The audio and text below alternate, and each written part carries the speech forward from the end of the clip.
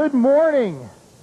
What a tremendous group. I am thrilled to see so many of you in attendance at today's symposium. I'd like to welcome all of you to the Arizona Court System Symposium on the Global Dimensions of Muslim Culture. My name is Joe Legander. I'm a training consultant with Clerk of Court. I'm going to attempt to resist the urge to break into a chorus of volare with this microphone. It feels very much like a karaoke kind of thing, but nonetheless. So, thank you. Yeah, you'd appreciate it even more if you heard what it would be like.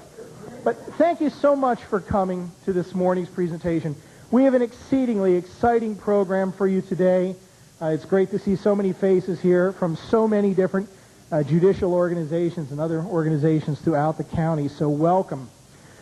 Before we begin, I'd like to talk a little bit about our format today. Again, this is a symposium on the global dimensions of Muslim culture.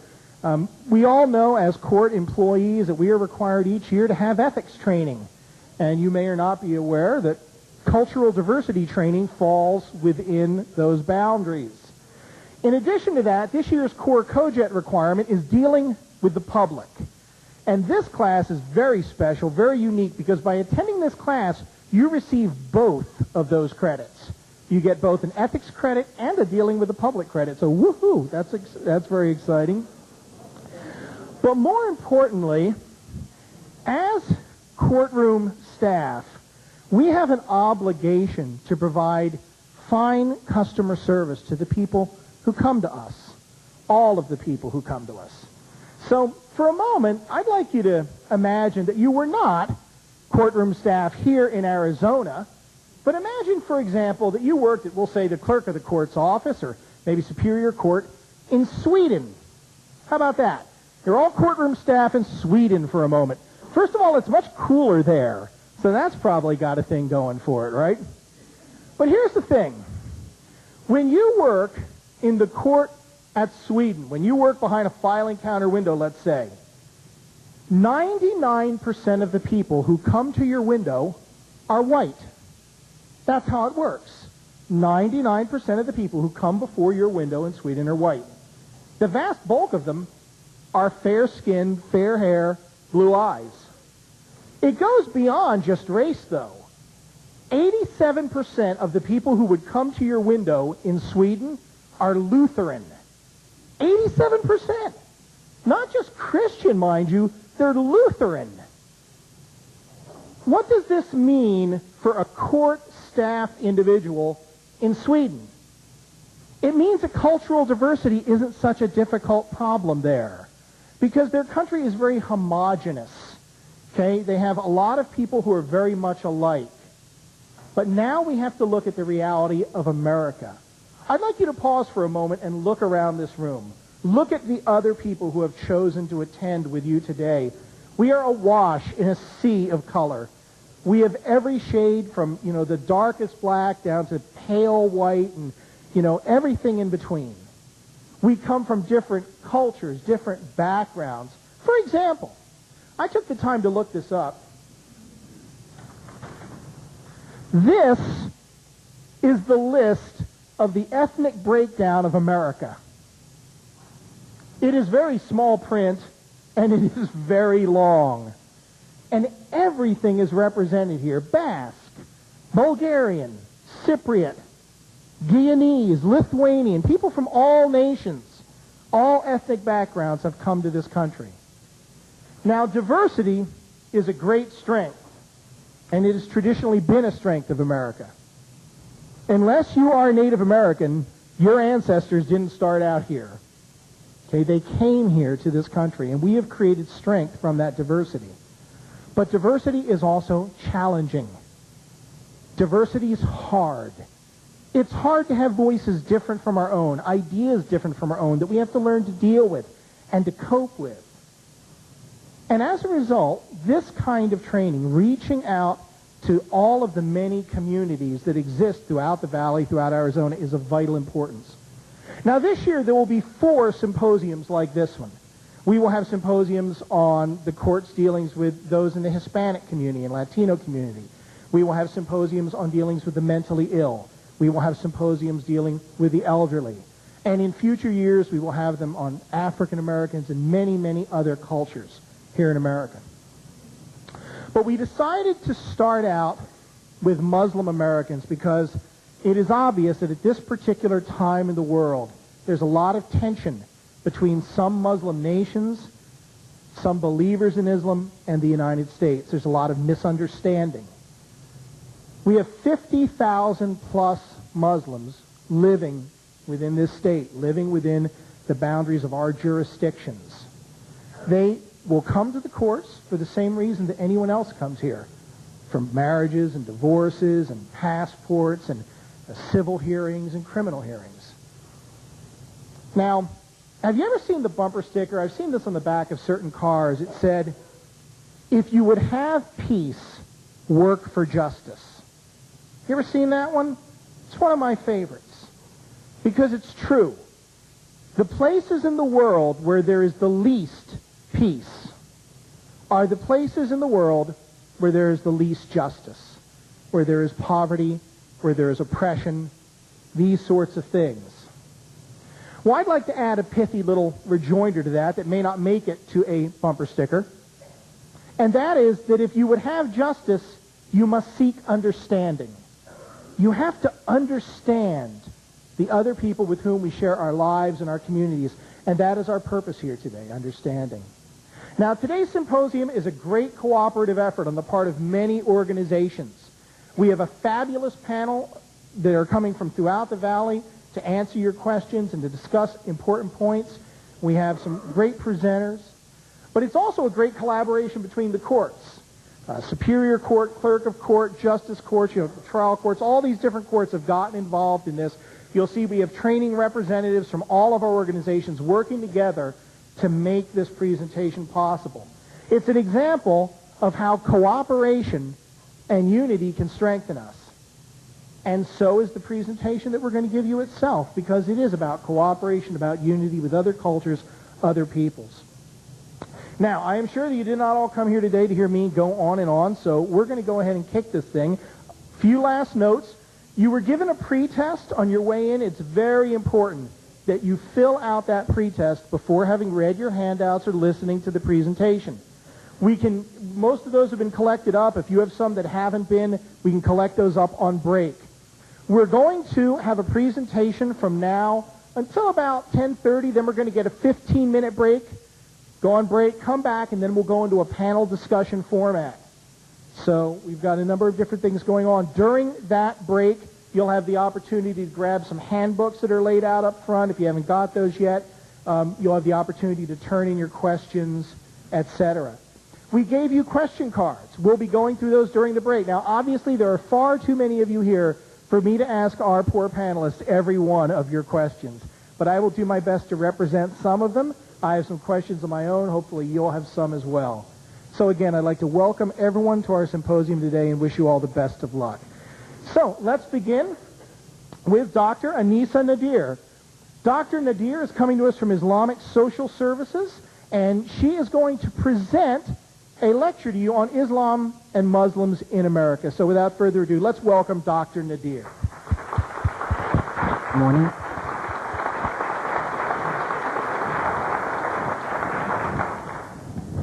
Well, Joe, thank you for your introduction. It's a pleasure to be with you today. Can everyone hear me? Let's see. Is the microphone working okay? Let's see. Are we okay? Okay. If we cut in and out again and it gets lower, just kind of raise your hand to see what we need to do. Do I need to hold it? I need to take it off and hold it? Okay. All this technology. Oh, boy. And I'm one of the most technologically challenged people in the room. It's a pleasure. Again, we're cutting out. Oh, no.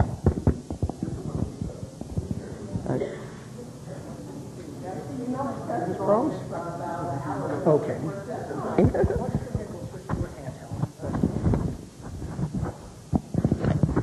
It's full. Sorry about that. Sorry.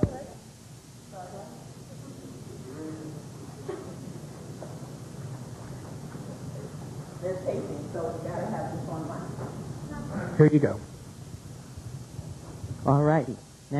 Everybody okay? All right. Let me tell you just a little bit about myself and the organization that I work with, and a little bit about what we're going to share with you in the next hour or so. As Joe mentioned, my name is Anissa Nadir.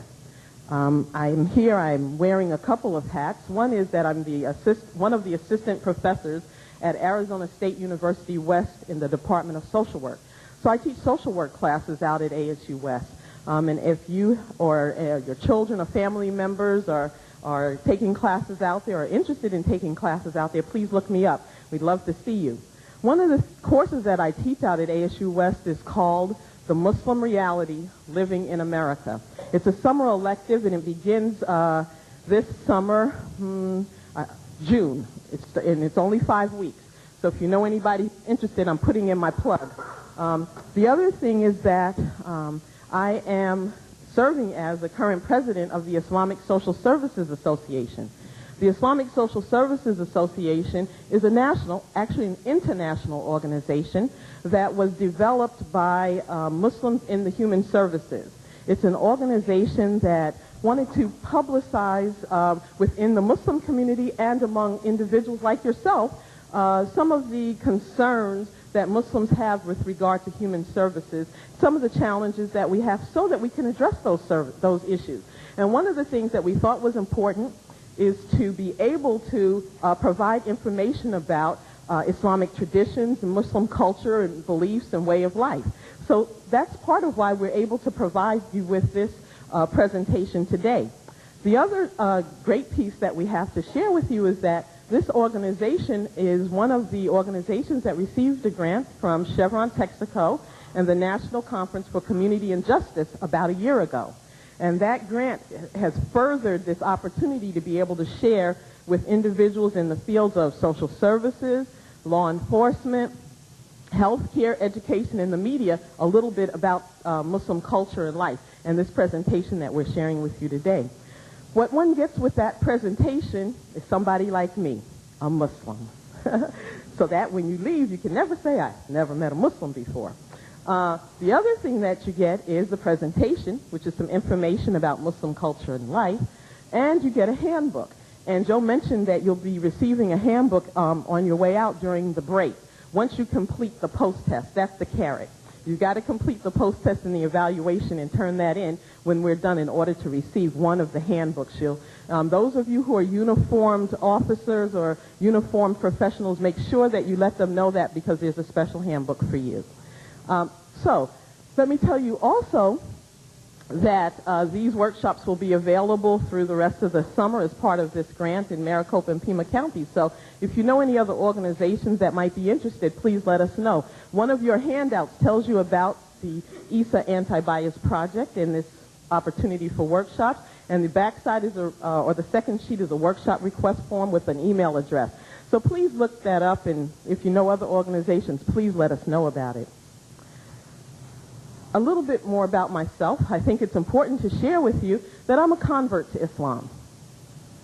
That before I came to Islam, I was a practicing Congregationalist, I guess. At least I went to church on Sunday. My parents were my mother's side was Baptist from North Carolina. My dad wasn't practicing, but his parents were brethren from the West Indies. Okay, so I had a mixed bag of Christian traditions. And as an undergraduate, by the way, I was baptized a Lutheran as a baby. So I had a mixed bag of various religious traditions. But as a young adult, just as I was deciding on my future career in social work, I was introduced to Islam. And so for the past more than 25 years now, I've been practicing Islam. I'm very grateful to say. So I'm telling you that because this is important to know, because that's a part of the perspective with which I bring you, okay? And I think it's important that I share that with you. I'm a wife and a mother of 3, and I have interesting stories to tell about raising Muslim children in the public schools, too. So, let's see. I think I've covered all of the beginning kinds of things that I think are important to share with you. Your packet, or the handouts that you received today, includes the presentation outline for this presentation that I'm sharing with you. It includes the fact sheet on the organization, as I mentioned to you. It also includes a resource list. I'm hoping that it includes a resource list. Let me just double check. See?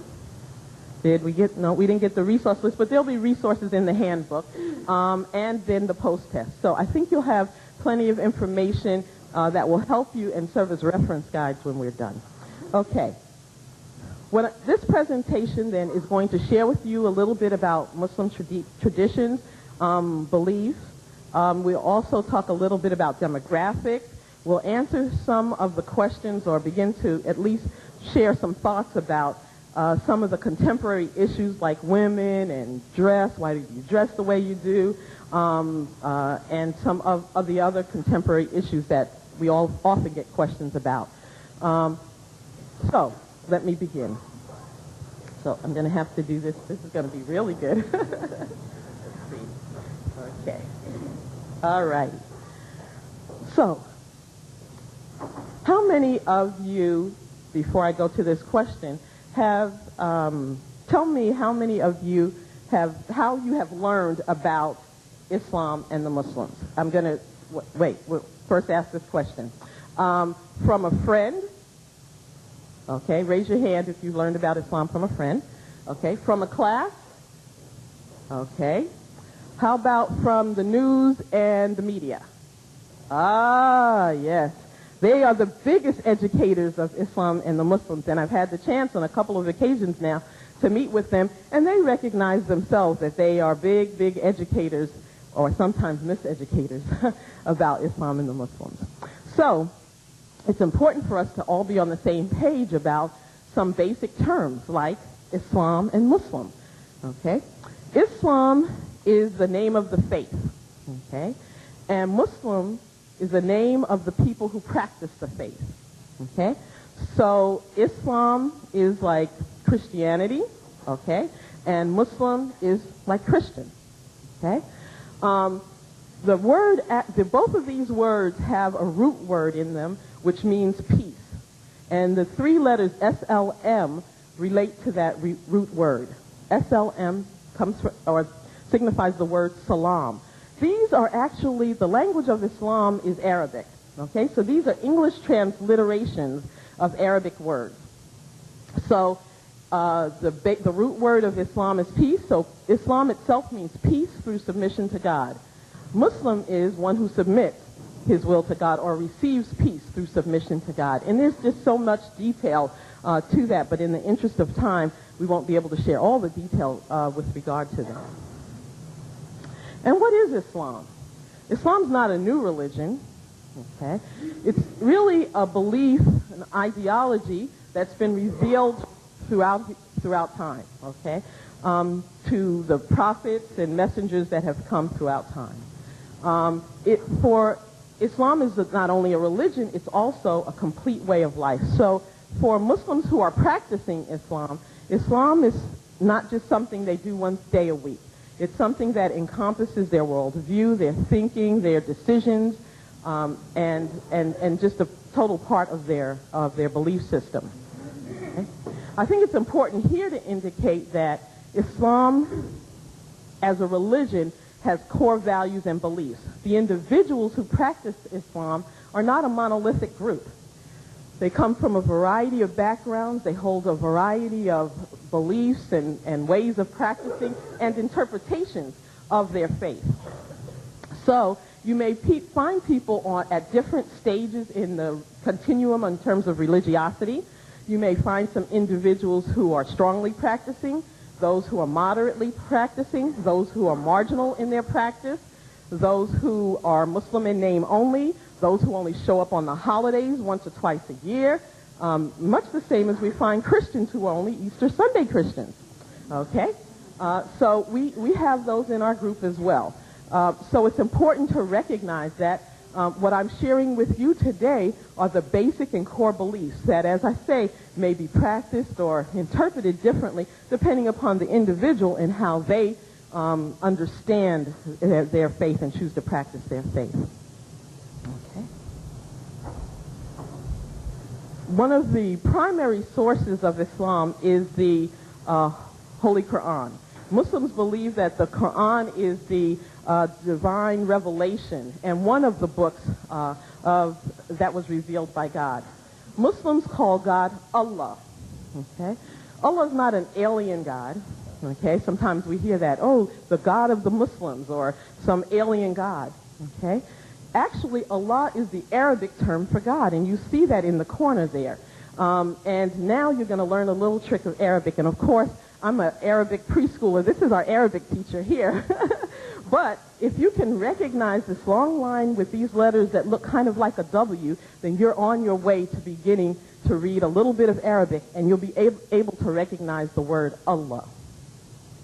Allah is God, is Dios in Spanish. Christian Arabs also call God Allah. Okay? So this term is preferred because it's both genderless and it can't be pluralized. Okay?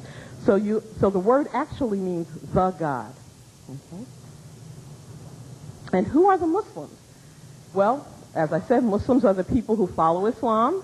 And when we greet each other, wherever we are in the world, no matter what ethnic background or native language we speak, we all speak the common language of Islam, which, and with that, we greet each other with the greeting of Assalamu alaikum. And of course, Sheikh Ahmed, don't grade me on this one today.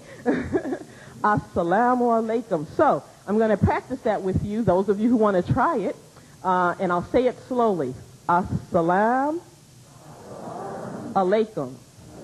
Okay, and that means may peace be with you. So we greet each other with peace, and we reply, wa alaikum salam, and to you be peace.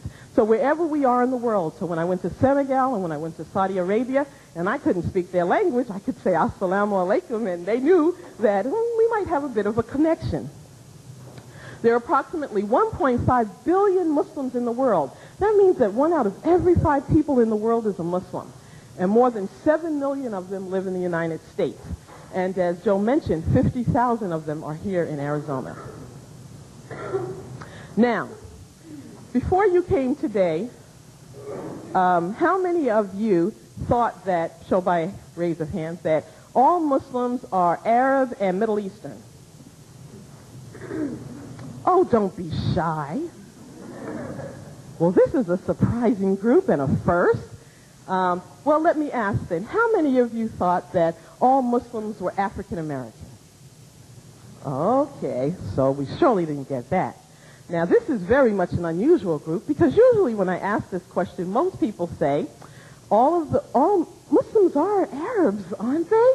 They usually equate Islam and Muslims and Arabs and Middle Easterners, lump us all in one category.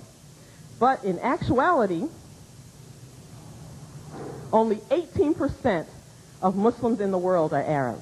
So that means like about 1/5 of the population of Muslims throughout the world is Arab. So that means the other 82% is everything else. We are from various parts of the world throughout the Middle East. We are from Europe. We are from various parts of Africa, South America, North America, New Zealand, Australia down under. We are from every part of the world. I almost can't imagine any part of the world today that does not have a Muslim. Okay? Now, what country do you suppose has the largest population of Muslims? Saudi Arabia? Indochina? Indonesia, that's the answer. Indonesia has the largest population of Muslims in the world. Okay, correct answer. Woo! You all going to do real well when you take the post test. Okay, before I go on, I want to share with you a little bit about the history of Islam in America.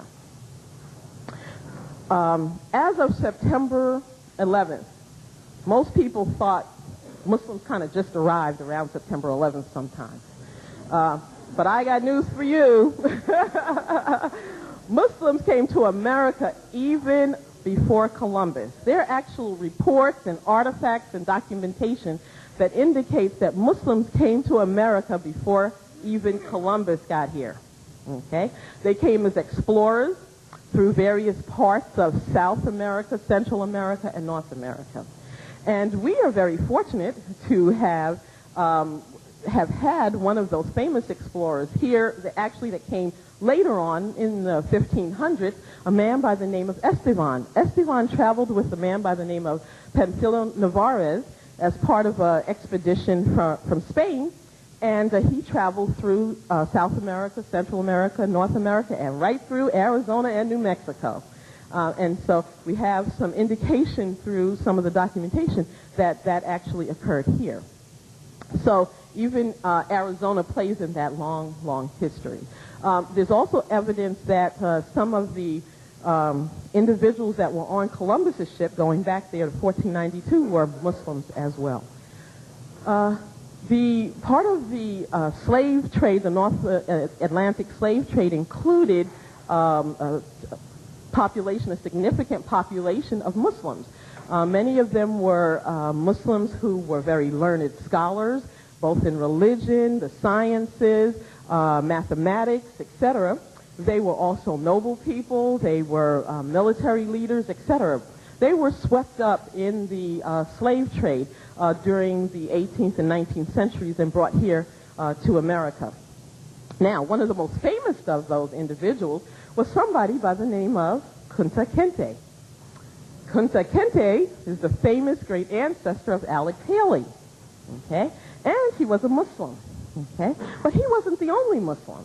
He was just one of those individuals. There's another individual, Ibrahim Asori. There was Job bin Solomon. There was Omar ibn Said. There were a couple of individuals by the name of Bilali and Salih Bilali who actually led a community off the coast of Georgia. And they were actually among the very few that were able to retain their Islamic traditions throughout the harshness of the slavery period here in America. So it's important to recognize, again, that Muslims have come here through various means, and that was one of those means. Unfortunately, though, as I said, many were not able to maintain their traditions because, Muslims weren't able to keep their language, slaves weren't able to keep their language, they weren't able to keep their traditions or to congregate in fellowship. And we know that maintenance of faith includes maintenance of fellowship and those kinds of bonds and ties. So those are just some of the beginning ways. Muslims also have come here as immigrants. Okay? And there were, some of the literature says 4 waves of immigration, starting from the 1800s to 2001. We know that after September 11th, the immigration doors have narrowed significantly, making it much more difficult for individuals from various parts of the world, traditionally Muslim countries, to come here to the United States. And many of them have come for various reasons. They've come because of war in their home country. They came early on because of the fall of the Ottoman Empire. They came here early on seeking the land of milk and honey, just like many European Americans and Christian individuals from Europe and other parts of the world. Many people throughout the world thought that the streets were paved with milk and gold or gold and honey, something like that anyway. So they also came here to seek the bounties of this land. As well, they came as employees in the fields of technology and medicine as part of the kind of the brain drain that we've had over the years. So we have all of that taking place. We had them come here as voluntary immigrants. They came also as refugees, suffering from various plights within their home country. But they've also come, and many have settled and become very significant part of the United States. Muslims are also here as converts. Okay, I'm a convert. You'll meet Deidre Abood later on. She's a convert to Islam, and she'll share maybe a little bit about herself. So we were born and raised here, and at one point or another in our lives have converted to Islam. So you have people here who are immigrants, refugees, converts, and you have the children and grandchildren of all of those groups here now in the United States. Islam today in America demographically. Again, 7 million Muslims in the United States, over 1,200 mosques. Mosques or masjids are the religious centers for the Muslims. Okay? Does anybody have an idea of where the first religious structure or place of prayer was built in the United States for Muslims? Iowa. No. Actually, it was Ross, North Dakota in 1929. Yeah. And that a bit of information. But the place that was actually built as a structure, or mosque structure, was Cedar Rapids, Iowa. Yeah. Good deal. There are also 400 Islamic schools. And those schools are both full-time and part-time Islamic schools. Muslims in America are individuals who are African American. They're about somewhere between, the statistics now are saying somewhere between 33 and 42%. We have South Asians, Arabs, Africans, Iranians, Caucasians. We have a growing Latino population and a growing Native American population here. Approximately 50,000 Muslims in Arizona and approximately 13 mosques. Now, when I say approximately 13 mosques, people tell me, now, how can you have approximately 13 mosques? Either you have 13 or you don't have 13, right? Well, the thing is that in the valley here, we have two under construction, one in the Scottsdale area and one in the Chandler area. And so that's where the approximate comes in. Okay. So what do Muslims believe? Okay. Muslims, these are the 6 kind of core beliefs in Islam. The first is the belief in one God, and in Arabic that is Tawheed. That's at the center and the core of Islamic beliefs, and it's important to understand that because it does tend to color the world view and the perspective of Muslims. Okay, Muslims also believe in angels. They believe in the prophets, all of the prophets. Some that you may be familiar with, like Joseph and Noah and Moses and Jacob and Jesus and Muhammad. Okay, Muslims believe that Muhammad is the last of the prophets and also the seal of the prophets. Muslims also believe in the books revealed by God. Okay, the scrolls of the Psalms of David, the scrolls of Abraham, the Torah of Moses, the Gospel of Jesus, and the Quran, which was revealed to Muhammad. Muslims believe in the Day of Judgment. Now, I'm a teacher, okay? So I'm going to make this analogy. The Day of Judgment is like you're going to school, you're getting all these tests and exams, and, one day you're going to get your test results, okay? Well, we're hoping for an A, okay? And A means that, because Muslims believe in heaven and hell, A is a good sign, okay? F is not. Muslims also believe that God has authority over human beings, and he knows that which we don't know. And things like hair color and eyes and racial complexion and all those things, we don't have any control over. So Muslims believe that God has and knows authority over those things. Okay, and what do Muslims practice? If you think of the core values as the foundation, then you think of the 5 pillars as these practices as pillars that uphold that foundation. They include a declaration of faith, 5 daily prayers, the practice of 5 daily obligatory prayers, which does not limit them to the 5 daily prayers, because certainly there are other informal prayers as well. Fasting during the month of Ramadan, zakat or charity, Hajj or the pilgrimage to Mecca. Okay, the declaration of faith is basically a declaration or a testimony that a Muslim makes, saying and makes over and over again that there's only one God, that Muhammad is the last of the messengers, and that they believe in all of those messengers that came before. And for someone to convert to Islam, as I did, that's all we had to say. Okay, so we don't have a baptismal process as such, although once we make that declaration, then we're encouraged to kind of engage in some kind of a ritual purification. Okay, prayers, I said 5 daily prayers. Prayers are in the morning, between dawn and sunrise, afternoon, later afternoon, after the sunset, and later in the evening when the stars are out. Okay, and that's important because prayers for those people who are practicing are an important part of the decision-making process. They are a part of our when someone is sick, we need to, offer prayers. Actually, we offer prayers even when we get in our car for safe protection, Before we start that car, we know how bad these roads are with the road rage and all of that, so we certainly want safe protection. So we ask for safe protection.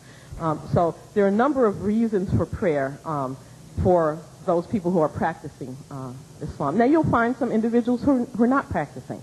So when you leave here today, I want to say, if you do know someone who's Muslim and they're not practicing, don't go to them and say, well, this lady we met today says, now you're supposed to be offering those 5 obligatory prayers. Everybody's at their own place in their own time, just as they are in other faith traditions. I said that we fast during the month of Ramadan. Now, if any of you are like, maybe I was a long time ago, I would say, Ramadan, there's no month of Ramadan in my calendar. Well, Islam has a calendar that actually started with what we call the hijrah, or the migration from the holy city of Mecca in Saudi Arabia to the city of Medina in Saudi Arabia. That moment in history marks the beginning of the Islamic calendar. The Muslims were being persecuted in Mecca by people didn't want to change, basically. They wanted to maintain the status quo.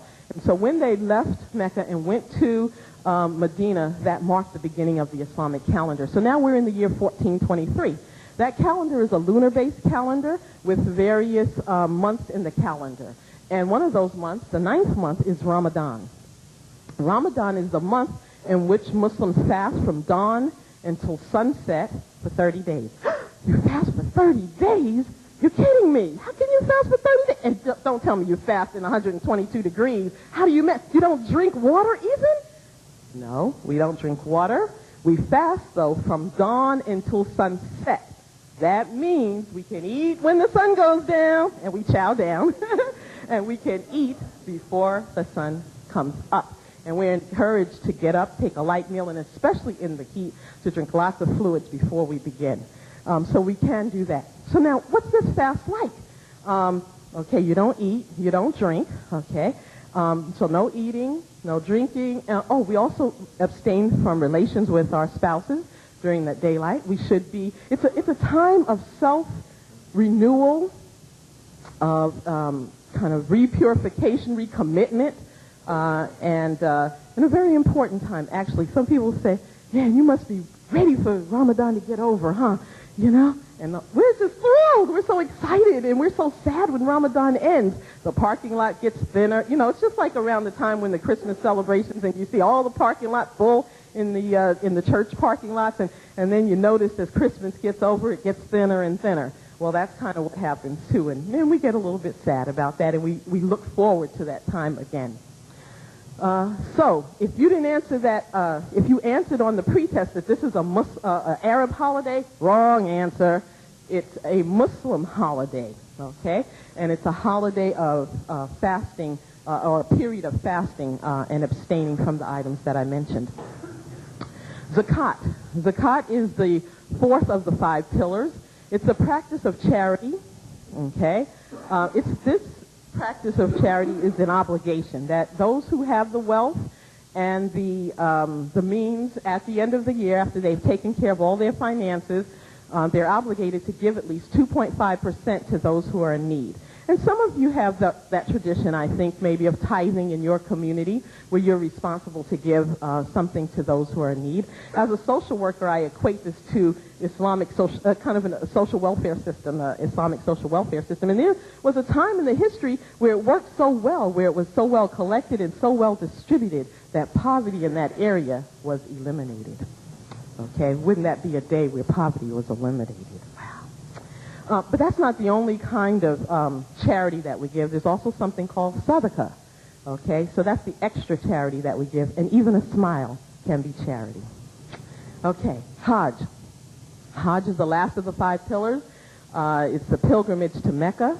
It's an obligation on Muslims who are healthy and have the financial means to make that journey once in their lifetime. And it's the journey to Mecca in Saudi Arabia.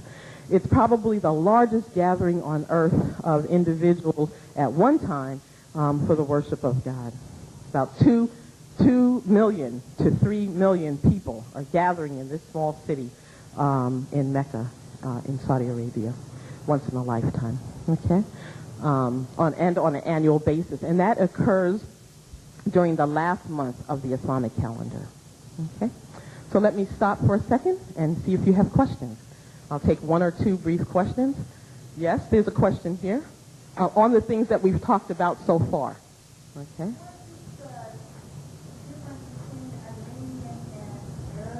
An important difference. An important difference. First of all, someone who's Arab basically is that their native language is Arabic. Someone who's Iranian tends to speak, well, first of all, they come from Iran, and they speak Farsi as their native language. Okay, so what tends to happen is that we lump everybody in as Arabs, and not everybody is Arabic or Arab. Okay? Yes?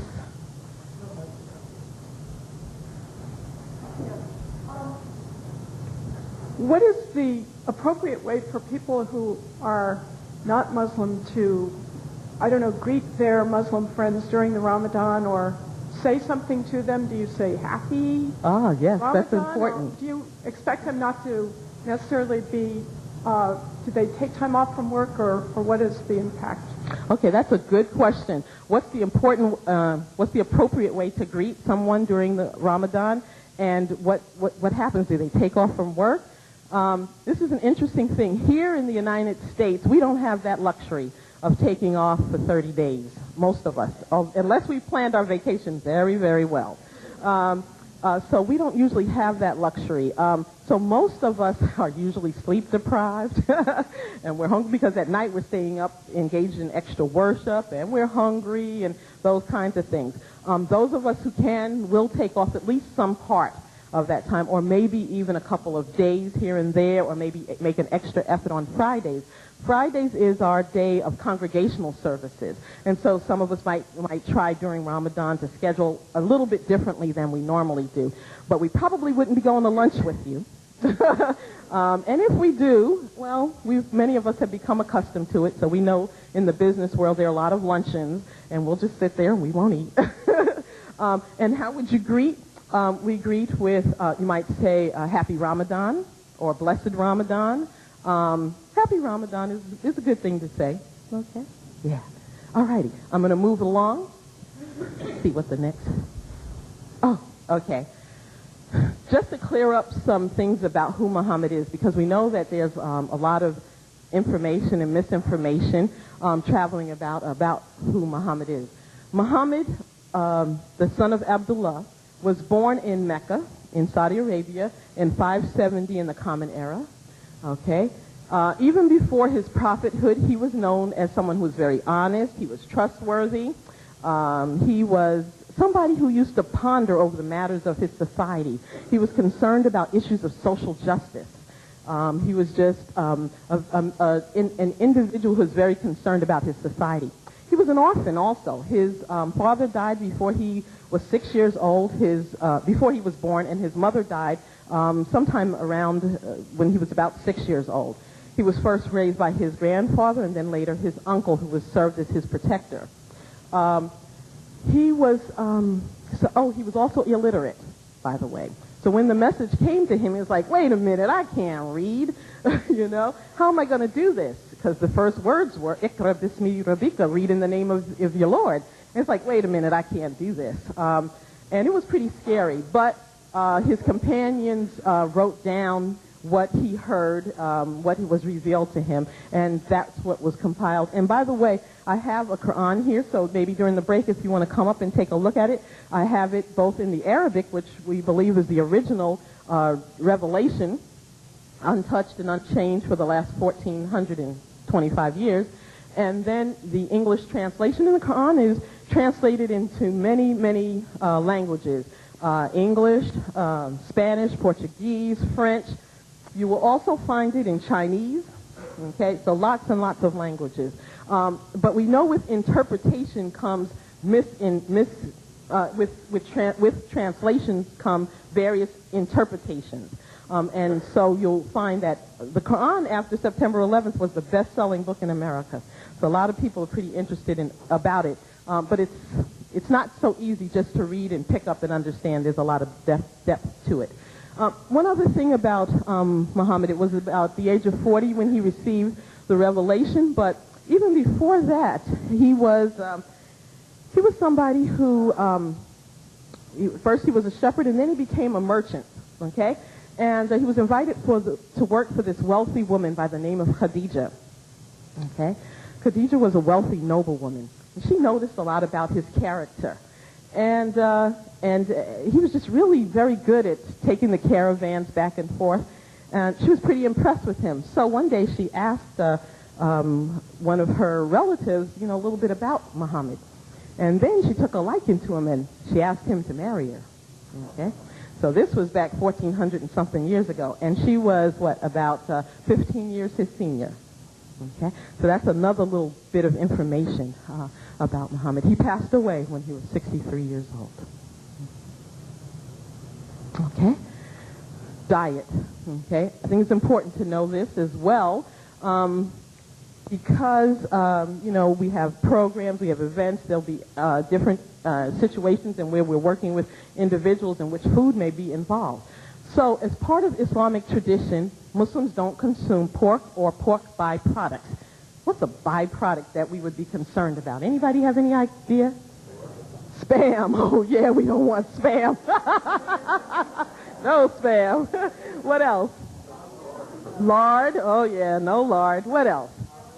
Hot dogs. Hot dogs that have beef and pork in them, we couldn't do. Gelatin's a biggie. Okay, so that means for those Muslims who get sick and go to the hospital, what do they usually say for your diet? That's Jell-O. Well, we'll be in big trouble unless it's vegetarian-based or a non-pork product. Okay, so that's important to remember. But marshmallows are also pork-based, unless they're kosher. Oh, yeah, unless they're kosher or vegetarian. Okay, or halal, and I'll tell you about that in a minute. Okay, practicing Muslims don't consume alcohol or products that contain alcohol. Okay, so one product that we also have to be concerned about is Listerine. Yeah, so my dentist looks at, as I come in for my regular cleanings, they catch me at the door and they say, we bled the lines for you, you don't have to worry. So they've drained the lines of the Listerine, so that's good. I thank them very much. Muslims also, there's some terms that you should know about in terms of Muslim diet, okay?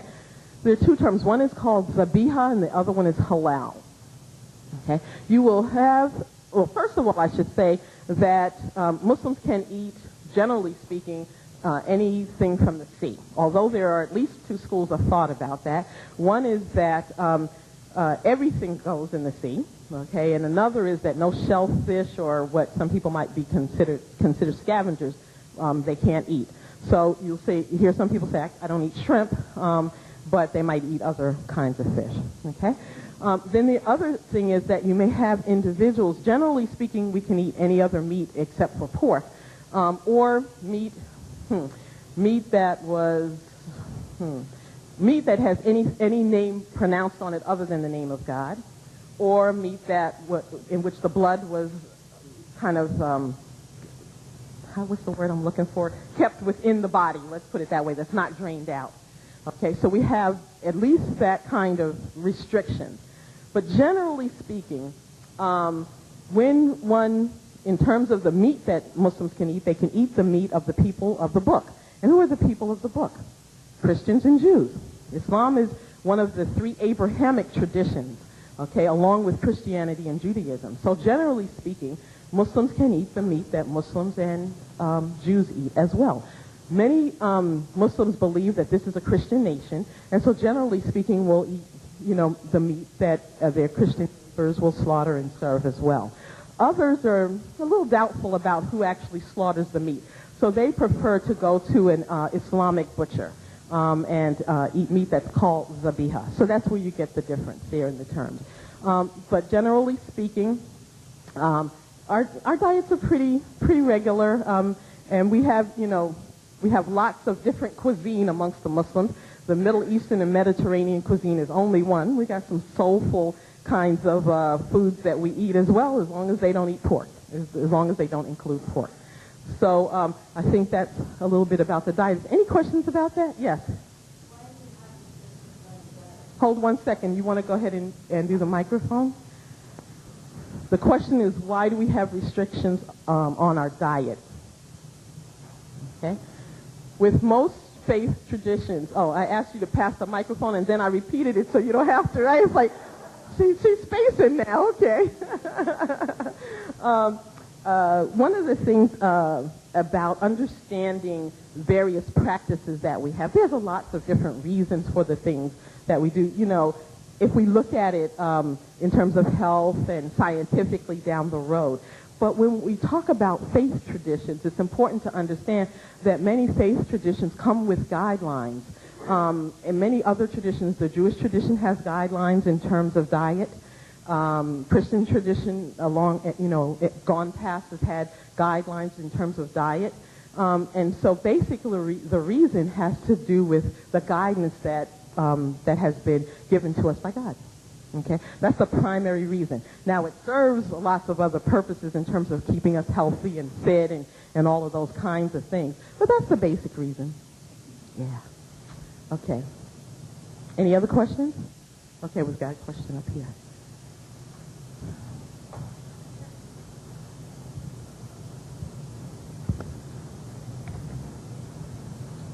You were speaking earlier about your faith base. In some religious organizations, once I join, I can do certain things that would require me to be excommunicated or put out, so to speak. Once I become a Muslim, is there anything that I can do that would cause me to be no longer accepted by the religion? Okay, that's a very good question. Is there anything that could cause me to be not accepted by the religion? Okay, if we think of this in terms of God being the ultimate judge, the Muslim belief, or the Islamic belief really, is that God's the ultimate judge, okay? And that we may make mistakes, we may fall short, okay? We may have shortcomings, but there's nothing that will cause us to be not accepted unless we turn away from God, okay? So setting up gods with God and turning away from God would be the really only thing that would cause us to be outside of the faith, okay? Now, we may fall short in lots of ways and do lots of things that maybe not be acceptable or the best behavior or in line with Islamic teaching, but that would be the thing that would lead us to fall outside of the faith. Okay. Let me see if anything else that we have here. Okay. These are a number of other kinds of contemporary things that people tend to have questions about. And I suspect that a few of your questions may be related to these. Okay? So I'm going to go ahead and try to get through these probably in the next 15 minutes or so, and then we will go to a break in about... Oh, that's right. I have till 10:30. You remind me I have till 10:30. Ooh. Okay, so it may take that long to get through them. Okay. Well, let's see how we do. Okay. All right. What do Muslims think about Jesus? Okay, that's one of the biggie questions that people have, and I've heard people say, "You don't believe in Jesus, do you?" And especially now with this movie out, The Passion of Christ, we've heard lots of different interviews. They tend to include Christians and Jews and Catholics, but not Muslims. So, what do Muslims think about Jesus? Well, Muslims believe that Jesus is one of the greatest prophets of God. Okay, Muslims don't believe that Jesus is the Son of God. Okay, the Islamic concept does not include a concept of the Trinity. Remember, I said earlier that the core value of the Islamic concept is Tawheed, or the oneness of God. And so Muslims don't believe that Jesus is the Son of God, but rather a highly revered prophet. So we have lots and lots of respect and reverence for Jesus. The Quran actually confirms his virgin birth. There's a chapter in the Quran, chapter 19, I believe, called entitled Mary, and in it discusses Mary and his virgin birth and all of those kinds of things. So when you think about Muslims, recognize that Jesus is a very important and very special part of our lives, just as he is in terms of other traditions as well. Another one of the biggie questions today has to do with jihad and terrorism. And somehow or another, these words have become equated in people's minds. You're shaking your head. Yeah, get to that one. I was waiting for that question. People also often think of the word jihad when they define it as a holy war. Now, I don't know how many of you believe that war is holy, but it's not in my understanding that war is holy. And the term holy war really is a term that kind of dates back to the Crusades, okay? It's not an Islamic concept, okay? All right. So jihad itself, the word means to strive or struggle against evil. And jihad takes place on 3 levels. First is the individual jihad, the one that we all struggle with inside. And I often tell people that my biggest struggle is to stay away from too much food and sweets. Because that's a big struggle for me. So I heard people chuckling like they got that one too. But certainly we have other internal struggles. The next is the struggle on the community level, the struggle for social justice, okay, to promote a just and healthy society. And the third is on the international level, which is to end tyranny and oppression. And sometimes that struggle may be an armed struggle. Okay? But even when it is an armed struggle, it's one that comes with ethics of war. Okay? Muslims are commanded by God not to begin hostilities or to violate the rights of others. Okay? So that means that Muslims should only be fighting in self-defense or to restore justice. Okay? Warfare is governed by a strict code of ethics, which prohibits the hurting of women, or the slaying of women or children or religious workers, and that's religious workers of all faiths, uprooting crops, destroying structures, including religious structures, and all persons who are not fighting or not engaged in the fight. Okay, so that is an important point for you to know. Okay, that these are the guidelines in terms of the religion of Islam. Okay. And what is the status of women in Islam? Okay. Before I answer that question, let me ask you a question. When did women in the United States receive the right to vote? 1920s, right? Okay, I think it was 1920. The 19th Amendment was passed under the administration of President Woodrow Wilson. Okay. So, women received the right to vote just in the last century or so. Okay.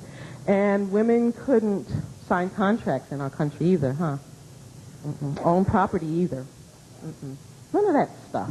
That important kinds of human rights kinds of things.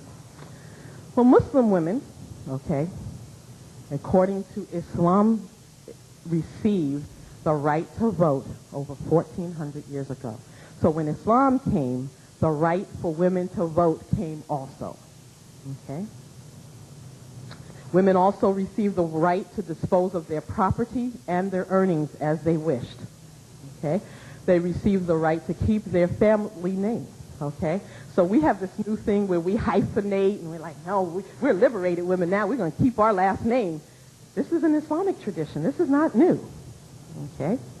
And the actual value of women in the role, I guess, equality of women and men is just that, equal, okay? They have different responsibilities, responsibilities that are complementary, but they, in terms of their spiritual responsibilities and in the society, are equal, okay? So all of those are important. Now, I know there are tons of questions about this. Let's see what your questions are. Ooh-wee, got a bunch of them. So is the difference in what the tenets of the faith say and what we see in practice political? Ah, important. So you're right on there. That's a big part of it. What we see it throughout the world, okay, in terms of Muslim women, but not only Muslim women, because remember that women throughout the world, okay, are not receiving their justice. Even here in our own country today, are not receiving their just due in terms of economics, in terms of education, et cetera, et cetera. So part of that, yes, is political regime. Part of it is cultural traditions. Part of it is ignorance of their religion, okay, and what their rights are. So if you don't know what your rights are, then how do you demand them? Okay, part of it is a history of colonialism. Part of it is downright knuckleheadedness on the part of some people, okay? Some of it is, there's just a variety of reasons that this may be happening. Male superiority looms large, okay, present company, I guess, excluded, but it looms large throughout the society. I mean, the people who are privileged generally in our world are, okay, we have those groups, and in some places, some have more privilege and some have less, okay, and for different reasons. So, yes, I think that would be the main reason, or big reasons. Those are a number of them. I saw another hand there. Mm-hmm. Can I back up just a couple of subjects ago? Yes. How do the Muslims view the Bible? Do they view it as complementary and auxiliary to the Quran? Do they view it as the translation maybe being misinterpreted or by Christians? Is it something that they follow also? What is the view of the Bible? The Bible, actually, the part of, okay, let me back up. What we have today in terms of the Bible is versions many years since, okay? But Muslims do believe in and highly respect the gospel that Jesus brought, okay? And believe that that was a revelation. We don't believe that it exists in its original today. That it's gone through several versions now, so the original wasn't preserved. Okay, but there still are many stories in the Bible that we also find in the Quran. One, for instance, is the story of Joseph.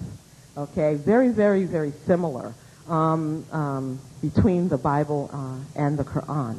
So generally speaking, Muslims will rely on the Quran as one of their primary sources, and the second is the traditions of the Prophet Muhammad for guidance, okay?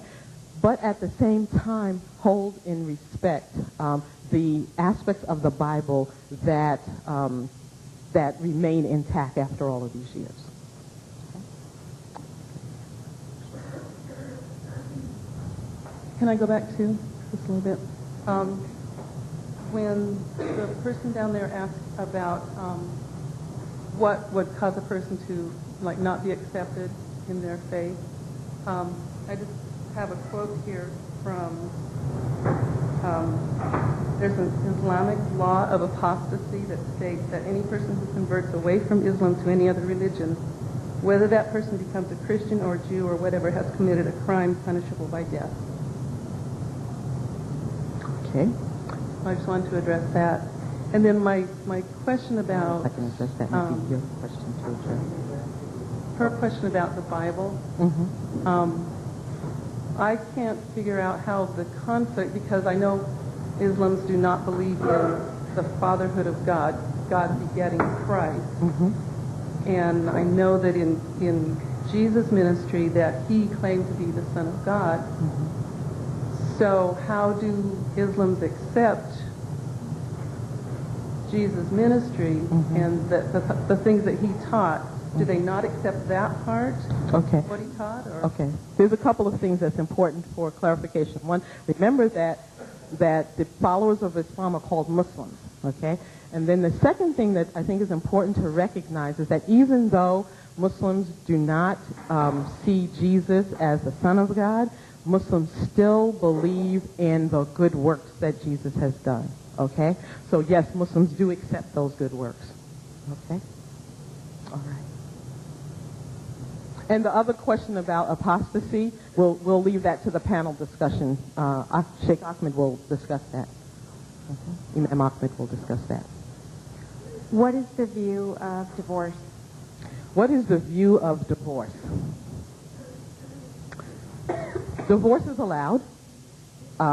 It's not something that we rush too lightly, okay? And so there's the family really is the foundation of the Islamic community, and a very, very important part. We're very much a marrying community, and everyone, just like most people in society, they don't get married to get divorced, but sometimes it happens. And certainly, as I said, divorce is allowed and can occur in many ways.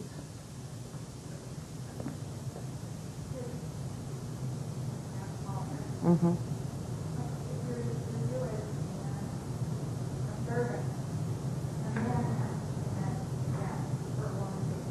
Mm-hmm. I'll repeat the question. The question is, or the statement, part of the first part was, in Judaism, a man has to pronounce the divorce. I'm paraphrasing what you said. Is there something similar in Islam? As I said, divorce can occur in a number of ways. It can be unilateral on the part of the man. A woman can also ask for a divorce called a kula divorce. So it can happen or it can be pronounced by a judge. So it can happen on a number of ways. Okay. And for more details about that, I think we'll probably save a little bit more of those details to the panel. Okay? Go ahead. Within the Islamic religion, is it permitted to marry someone of a different faith? Is that accepted? Okay. There are allowances for Muslim men to marry a woman of the book, a Christian or a Jewish woman. Okay? And again, just as in most traditions try to further their traditions by people marrying together within that tradition. I remember as a Christian, my grandmother said it was important to be evenly yoked. That was her favorite saying, it's important to be evenly yoked. Well, that evenly yoked means is that we have kind of where, have same traditions and same beliefs and same practices and ways of doing things. Well, that's the same thing in Islam. However, there's been allowances because, people travel, men tend to travel outside of the larger Islamic society and so over the years there's been allowances made in that regard. Now, Muslim women, however, it's not part of Islamic tradition for Muslim women to marry outside of the faith. And that happens for a number of reasons. Part of the reason has to do with those rights that I mentioned to you and the obligation of those rights. When a Muslim man marries someone who's Jewish or Christian, they don't have to change their faith. Okay, so they can live as husband and wife in the same household, and there's no compulsion in religion, so she doesn't have to change her faith. And if she's Christian, she can put up her tree and have her celebration. Okay. And because in Islam we believe that the kind of the leadership in the home, the primary leadership, I mean, tends to be a joint leadership, but if there has to be a final decision making, it tends to be the man. If he's not a knucklehead, he's practicing his faith, et cetera, et cetera.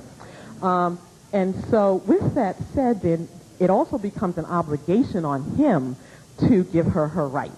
Okay, and he can only do that because he also practices the same faith.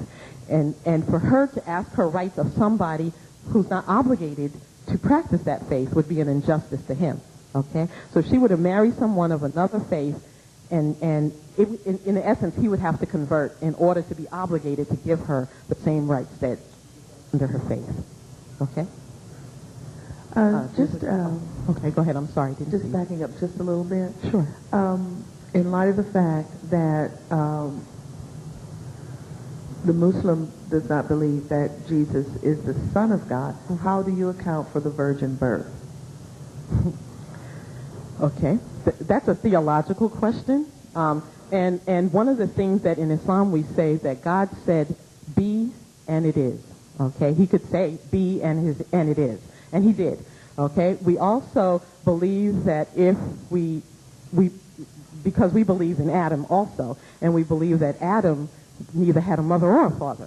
Okay, so if God could create Adam, then he certainly could create Jesus. Okay, without the assistance of a male father.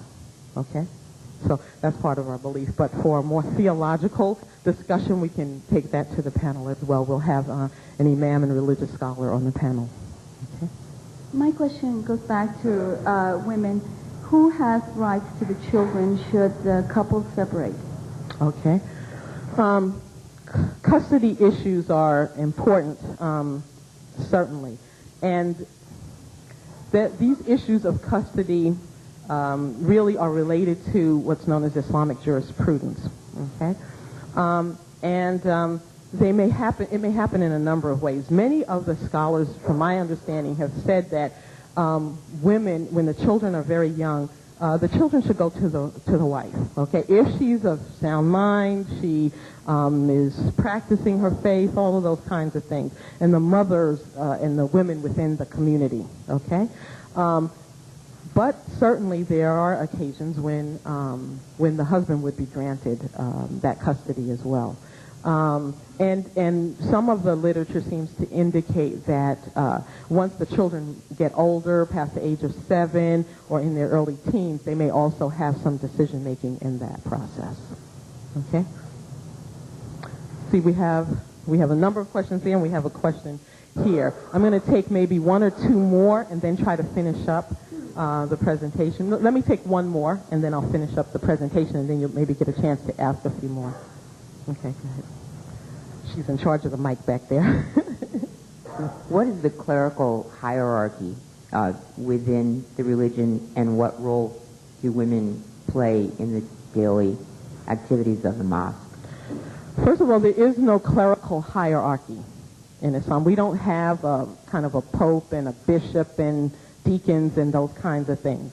What we do have are religious leaders who have been trained in the faith, in Islamic teachings, in the sciences of the Quran and of the traditions of the Prophet Muhammad.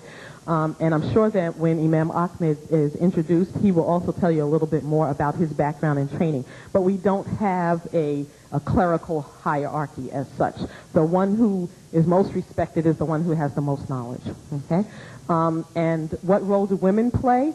Women can play a very key role. Now, in some places around the world, they don't play as much role because, because of the issues that we already talked about in terms of culture and politics, etc. But here in the United States, women play a vital role within the mosques within the United States. Here today, you're going to meet, you will, by the time we're done, meet 2 women who are heads of organizations here in the United States and play very key roles within the local mosques here. Okay? So with that, I'm going to take the next 10 minutes and try to finish up the presentation, and then for the panel, we'll have lots of time for other questions. Okay? So I'm sure many of you wonder why women dress the way they do. Okay? This dress is called hijab, but it's not just relegated to the dress of Muslim women. There's also a hijab for Muslim men as well. It's basically this term hijab is a term related to modest dress and Islamic dress requirements. But colloquially, if I were to ask my son or daughter to get my scarf, I'd say, would you go grab my hijab for me? Okay. So hijab or the word khimar may be also used in place of the traditional headscarf. And it really just is that. It's a scarf, but it's also a requirement to dress modestly, to that nothing should be seen but the face and the hands and the feet, and that it's an attire that is worn. This hijab is worn in the company of those individuals who are not close family members. Okay, not close family members, and also maybe women folk who aren't as close and maybe don't understand maybe some of the traditions of Islam. So I think that would explain very much the hijab. Now, it may vary. You will find Muslim women who don't wear hijab, okay, for various reasons, their preference, their understanding, their culture, etc., okay? As well, you will find women who are very strong in adherence to the wearing of the hijab and the traditional dress. Someone asked, I did a presentation at the local VA hospital, and he said, well, we see these Muslim men, and they were Western dressed and everything, and said, but the women, and I'm like, Western dress? Well, I have you know that I shop at Dillard's and Macy's and JCPenney and, you know. But sometimes I get my clothes from friends who come from overseas, and they may bring clothing for me as well. But it depends. Our dress is very much related to our own personal style and cultural traditions. So I also have brought scarves here for you, and basically, just to demystify this whole thing, the scarf, it really is. Okay? It just really is a scarf. Some of us make it a triangle, and then we put it on, and we pin it, and we make lots of different styles from it. It just is that. So and there are lots of different colors and materials, etc. Women from Africa tend to like a more colorful print. Women from Malaysia and Indonesia also tend to like a colorful print. Okay, let's see. I'm going to kind of wrap up this last few slides by saying that there are a number of things that, when you think about the Muslims, to consider. One is that we are not a monolithic group, that post-September 11th has brought a number of concerns, and many concerns have to do with trust issues. Trust issues that make it difficult for sometimes them to open up to professionals or even seek you out. But at the same time, they may need your services. And so it's important, and I applaud you for taking the interest, and Joe and his team for making this possible. So all of these things will be very important. I want you also to recognize that there's a difference between the essence of the faith and the cultural beliefs and practices of the people. Okay? I think it's also important to recognize that Muslims tend to be pretty private, and so some things that us as Americans tend to be able to do, to share lots of different things. Muslims, generally speaking, of course, us Americans among the Muslims tend to be probably a little bit more open, but people, depending upon what country they come from, tend to be much more private and will rely much more on religious leaders, community leaders, and sometimes Muslim professionals. But sometimes joining efforts between the religious leaders and the professionals can kind of aid in kind of breaking down some of those barriers. Many of the Muslims are at various places in their immigration status. Some are U.S. citizens born and raised. Some are naturalized. Some are still waiting for their papers to come through. And in these days and times, people are pretty leery, okay, and feel very, very anxious about that situation. I recently attended a conference in which people said, the researchers said that they found out that for many Muslims post 9/11, that the place where they feel least safe is in their home, because we know that many Muslims have been, targeted, if you will, or at least been questioned by the FBI and so forth, and sometimes, their own home is not so safe. Issues related to cross-gender contact, three kind of traditions to kind of keep in mind. One has to do with eye contact, and it's important for you as professionals to know that if a Muslim does not give you direct eye contact, they're not being untrustworthy necessarily. They may actually be offering more respect to you, both as someone from another gender and also in terms of respecting your authority.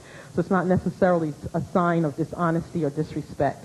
And also, if a Muslim does not shake your hand cross-gender, many will, some won't.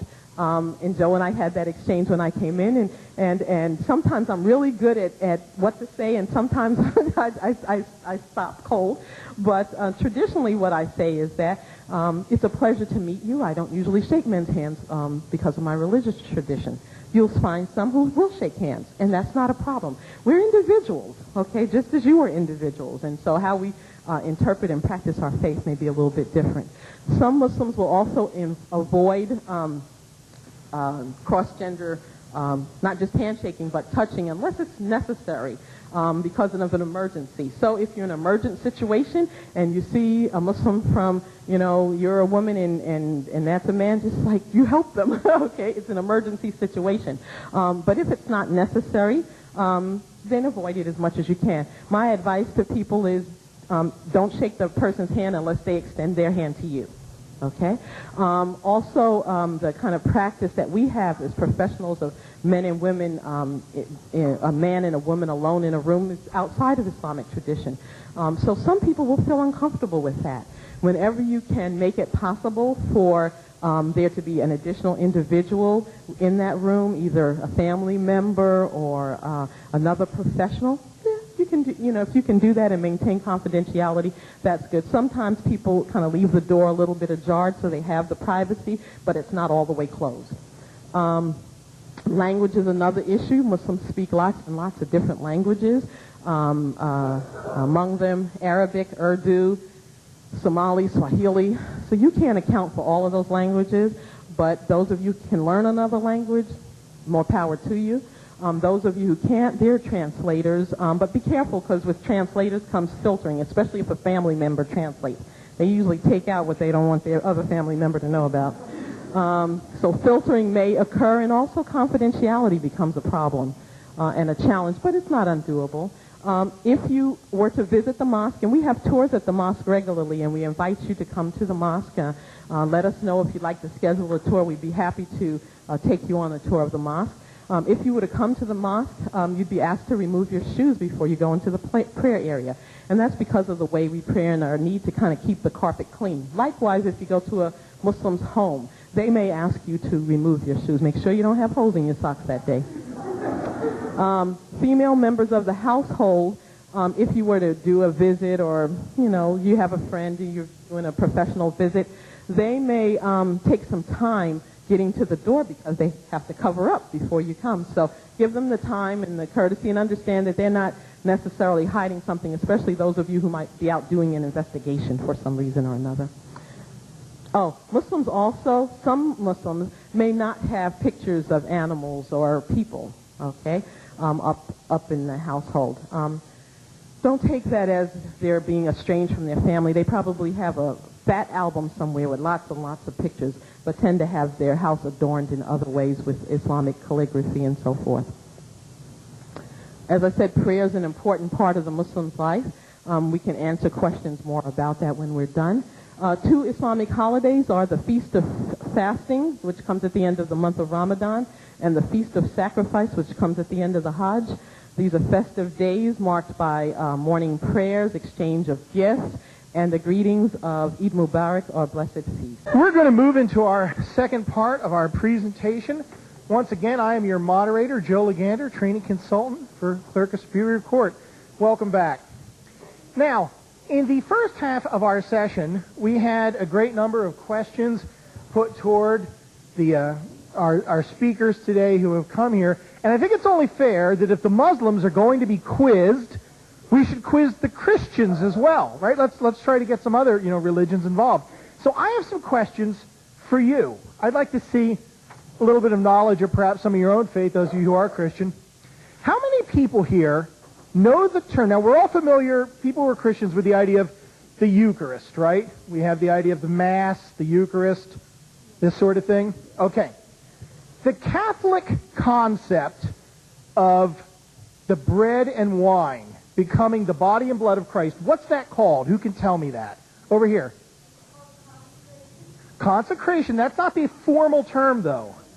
Transubstantiation. That's correct. Never heard the that. idea, transubstantiation, is that the bread and wine become the body and blood of Christ. Now, how many know the Lutheran term for this? Lutherans, anybody? Here? Communion is the service itself, but the actual transformation is called consubstantiation. They think that the presence of Christ's body and blood are present underneath the bread and the wine. How about Baptists? Let's make this easy. What do Baptists call it? Anyone know? It's amnesis. I'm sorry. Yeah, just communion. The formal term is amnesis. It's done in memorial. Now, you might ask why I'm doing this to you. Here's why. Questions of theological differences, we could sit in this room all day long and try to work out. We can't work them out among different Christian denominations. It is not fruitful for us to attempt some of those here today. We want to ask questions, but questions that lead us into really complex theological issues. If we could resolve all the differences between world religions in this room in the next hour, I'm asking for a raise. Okay, because clearly I've done a better job of picking panelists and such. So remember that, some of these issues, there's complex theological issues that we could not possibly knock out in the time we have today. But barring that, we're looking forward to a great panel discussion, lots of questions from the audience. We're going to have training assistants in the back with microphones. When you do have a question, please pause a moment so the mic can get to you, so we can hear what you have to say. Okay? Outstanding. I'm going to take this to the back then. Has he introduced you? He hasn't introduced you.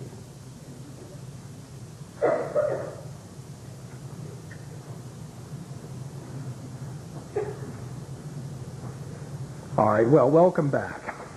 Before we go into our panel discussion, I think I should introduce all of our panelists. You have already met Dr. Anisa Nadir, who is coming to us from Islamic Social Services. And I've got all sorts of notes on my people here. Dr. Nadir is a PhD. She's currently an assistant professor in the Department of Social Work at ASU West. She's a graduate of Arizona State University. She has her master's and doctor of philosophy degrees. From there, her research is primarily in cultural diversity and religion and spirituality, focused on Muslim life in America. And most of her recent research is a study on the life experiences of young Muslim women here in America. So welcome again, Dr. Nadir.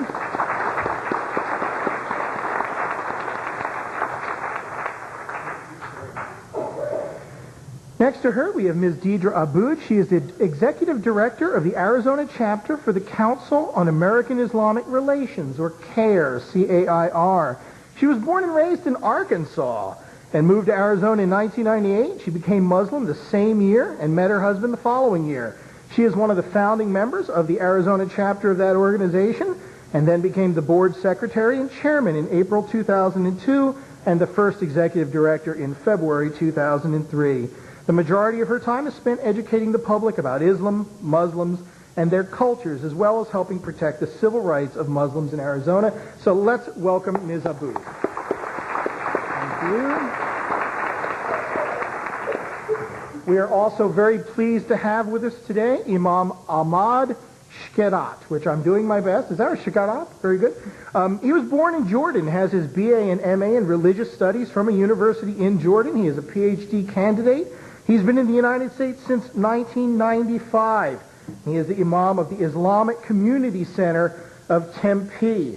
He is also adjunct faculty in Mesa Community College, teaching Arabic and cultural courses. He's married and has 5 children. It's worth noting, for those of you who may not be aware, Imam is a term for a religious leader within the Muslim community. It's not exactly equivalent to a priest or a minister, but it would be somebody who would be a religious scholar and leader in that community. So let's welcome Imam Shkerat.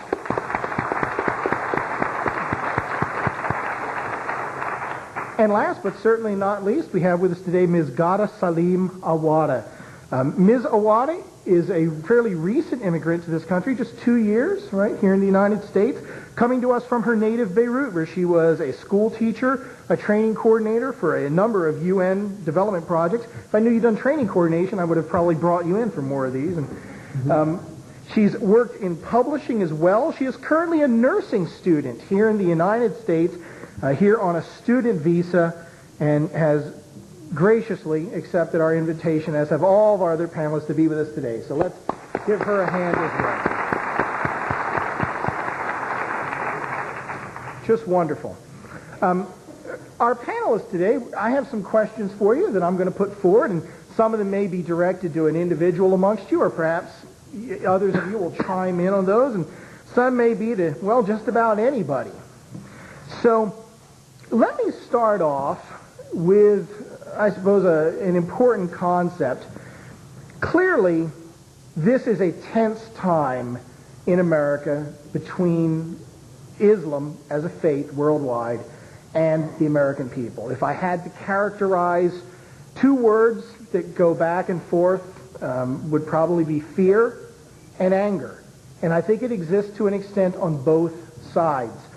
From your lecture this morning, Dr. Nadir, Muslims are afraid in their own homes in this country at some times, and there is certainly fear on both sides of that issue.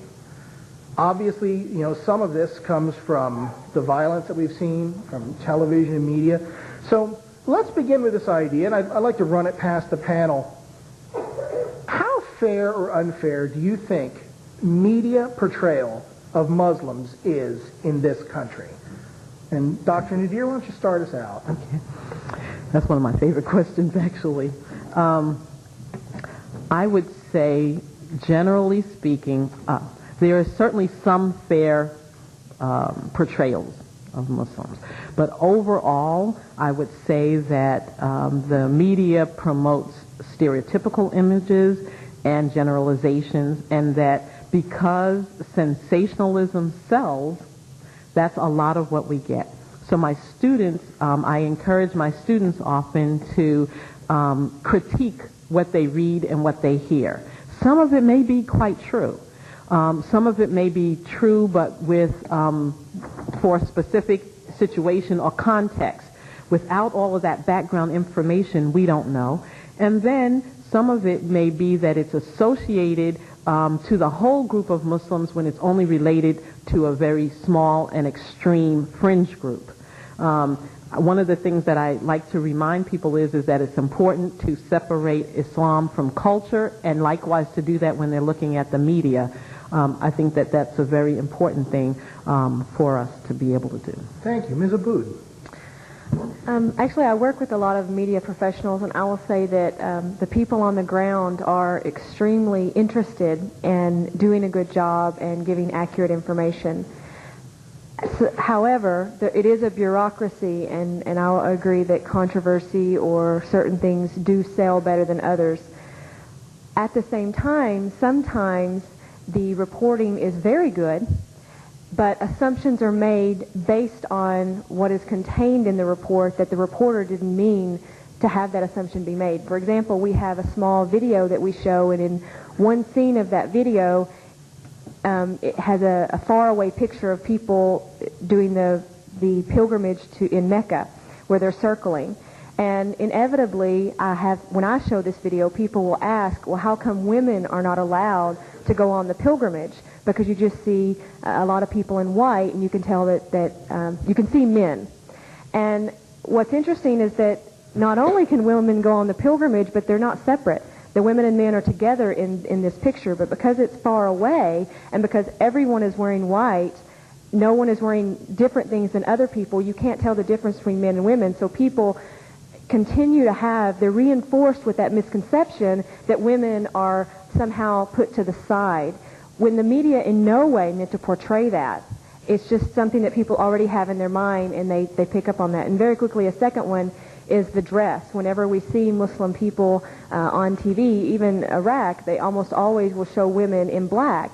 And in most countries, there are only certain countries where culturally black is their dress. In other countries, they wear a lot of color, may not even wear the scarf. And Iraq is one of those countries where about half of the women don't wear the scarf. And we don't see those women on TV. So again, it reinforces this stereotype that these women have this forced dress code. Imam Shikana. Yeah, thank you.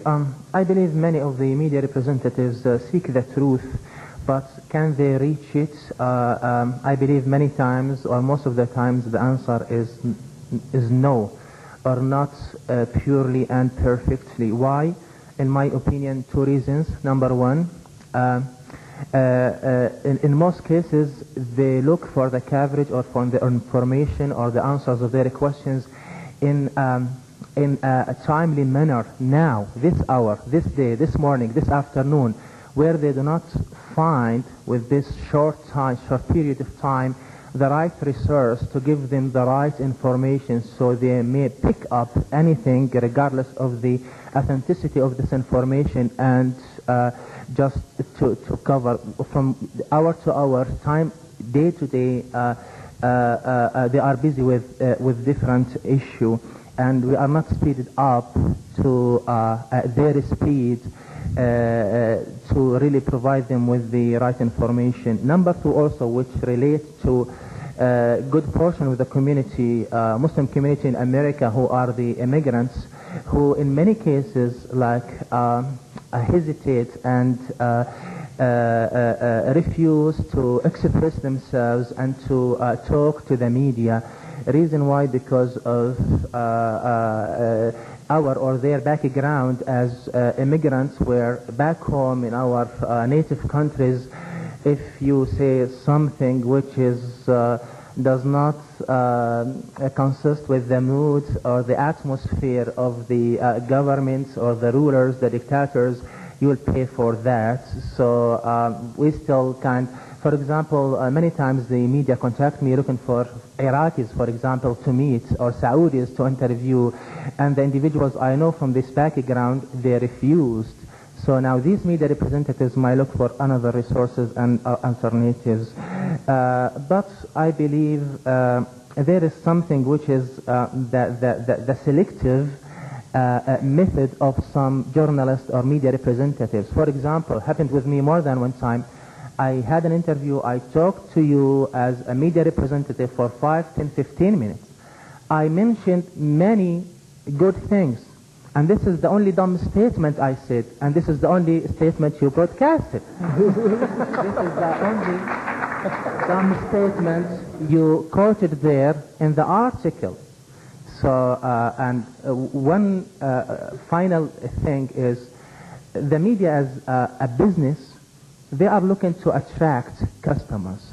And what they do mainly, in general, they look for extreme things to be attractive to the customers. So what they do is kind of highlight the individual mistakes and present them in the headlines to give the impression to the readers who had no idea about Islam and Muslims, as if this is Islam and these are Muslims.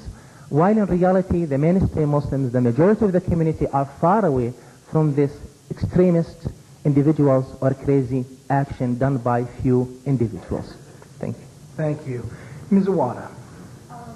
As an Arab coming from an Arab world, I feel probably the same way that they see it, and I would stress on the point of selectiveness. I think media do select certain issues and they do stress on it. Media usually have to answer 5 questions: who, when, what, why, and how. I think why is the most important question that should be answered. Why things are happening the way they are happening. What would answer what could be done to prevent what is happening from what is happening. So I think selectiveness is sorry, I'm shaking a little bit. This is the first time I've been speaking in front of that much public. But I would say the 5 questions and what and why are the main questions that should be answered. I see. Thank you. Okay.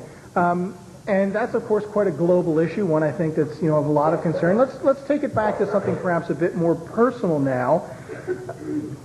Clearly, Ms. Awada, Imam Shkana, you immigrated to this country. You were not born here the way that...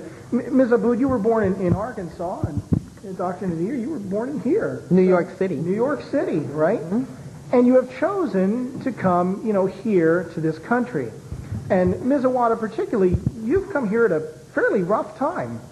And obviously, as we see in the lecture we saw, there are many cultural issues about the United States, issues of dress and behavior, very different from where you came from. And I know particularly you're on a student visa, and there have been a lot in the news about how hard it is to get these visas. It's being monitored very closely. What are your experiences as an immigrant to this country? What has it been like for you? Well, I was scared because, as you said, I came in a very rough time, rightly after 9/11.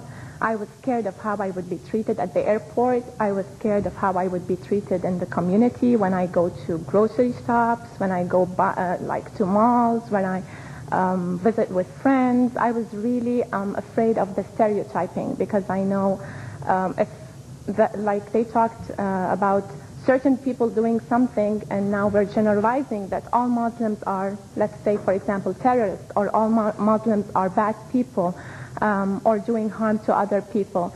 But to me, I was lucky enough that I haven't experienced any kind of hatred. I haven't experienced any kind of rejection.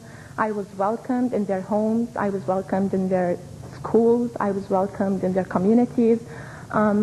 It's a good experience that I've had so far. Okay. You know, can I ask, were you subject to special registration? You came during that time, right? Well, I came on a tourist visa. I was not planning at all on staying. I was just visiting with my sister, and I looked into that. Maybe I'll have more opportunities here than going back home, and I applied for school for a registered nurse, and I was accepted. And then I changed my status from a tourist to a student. And it wasn't hard at all. I mean, we were surprised. I took it in like 6 months. Usually the procedure of changing your status takes for like a year. 6 months, and I got the answer that I was accepted on a student's visa basis.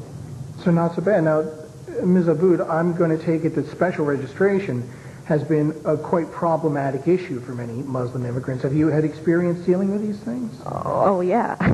Mainly, the people didn't even know they had to do it, and there was absolutely no publicity from the government to tell them that they had to do it, who had to do it, how they had to do it. It was totally up to the ethnic and the religious communities to inform the people. And it was very difficult for us to find out, because there were certain people that weren't subject. Like a refugee was not subject, but an asylum was an iffy. I mean, you couldn't even get a straight answer on who was supposed to special register. So because she said that it was and my husband, he was asylum, and we just said, you know, just go. Just better safe than sorry. But I just wondered if since she changed to a student visa, if she had gone to special registration. No, I just applied through school, and they did all the work, and then I sent them by mail, and then I just got the answer like so quick.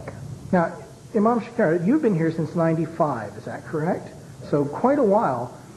How has the experience of living here in America changed for you from then until now? Well, I think the level of respect, or the respect level, is still a quite nice and wonderful comparison with other countries of the world. But the issue of immigration, I believe, and it was bad, but it is worse now. And I have been in America, as you mentioned, since '95. Only once somebody screamed in my face, and she was immigration officer. And before, yeah, and this happened in '97 when I was filing for a green card for my wife and my kids, and I did not know why. The only problem, my English was not that perfect English, so I asked her, what did you say? And she got upset and screamed in my face. And the only department where if you go, you have to stay few hours waiting online is the immigration department. And before 9/11, none after 9/11. When I went, it was in California at that time. We've been waiting with my wife and my kids, because they have to see them, 3 hours under the sun outside. Thousands of people online. And when we entered the main hall, 3 hours waiting, another 3 hours waiting on seats, till she called me and screamed in my face for 3 minutes.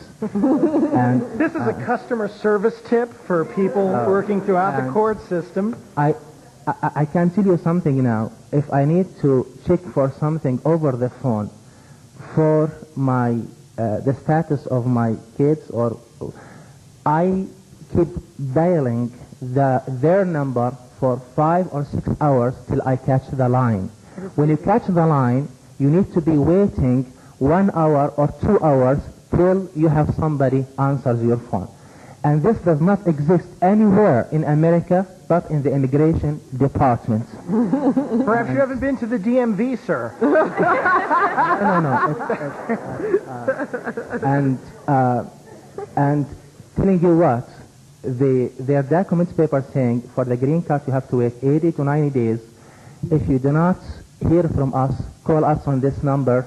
And now you have to wait, even if your record in this country is 100% pure, you have to wait 40 months till they send you a letter to go and provide them with your fingerprints.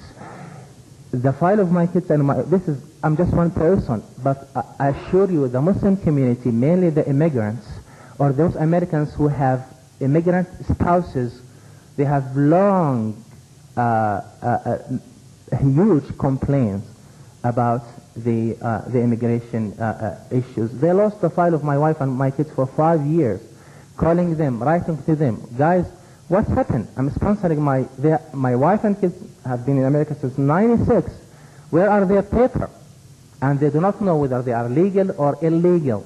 I have to write to senators, congressmen, ask a friend of rabbis, pastor, priests, chaplains to write, have to go there to the immigration, scream in their faces sometimes, call the security guards for me, till they finally go, okay, come for interview. We at Clerk of Court, just so you know, don't scream at you. Okay, so if you come to us, we'll do better. Let me, since today, part of what we're trying to do today is deal with the issue of stereotypes. And clearly a stereotype that many Americans have, and you addressed, was the idea that women take a subordinate role in Islam, that they are secondary, that their rights are not regarded. And I've collected up from the audience an immense number of your questions, and I'm going to try to condense some of these down into singular questions. But our panel today seems to, well, sort of violate that stereotype. First of all, we have 3 women on the panel and only 1 man. 2 of the women are leading organizations dealing with these issues. And even more interestingly to me is that 2 of you are converts to Islam. You weren't born Muslim, you converted to it. When I first heard Ms. Aboud's Arkansas twang, that really threw me. Deidre Aboud, how you doing? You know, it had that Arkansas twang. It was amazing. So let me ask you, and this is directed particularly to Ms. Aboud and Ms. Nadir, given those stereotypes, what convinced you to convert to Islam, to take this huge step? Well, I grew up with the idea, the only thing I knew about Islam was what I learned in school, the mandatory religious classes that you take in like 6th and 7th grade or 7th and 9th grade or something. So I knew that that Islam was called Mohammedism, and they worship Muhammad, and that women were property, and they were black, and they had to walk 2 steps behind the man with their head down. So I grew up in the South, which is actually sexism and prejudice is still pretty alive and kicking there. But I grew up in a feminist household where my mom was divorced, and during the time when in the South it still wasn't acceptable to be divorced, and she had 4 girls. So we were really a pro-woman household, and this is what we were taught. If you find a good man, that's cool. Just make sure he doesn't wear the pants in the family.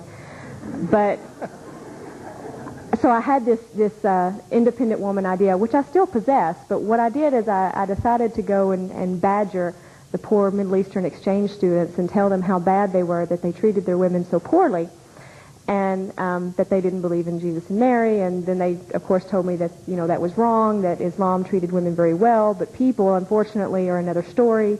And that even with that, it wasn't across the board. It was individuals that did these things. And of course, I knew that they believed in Jesus and Mary, of course. But of course, I knew they were wrong because I grew up in America and I had a very good education. So I just had to educate them in their error.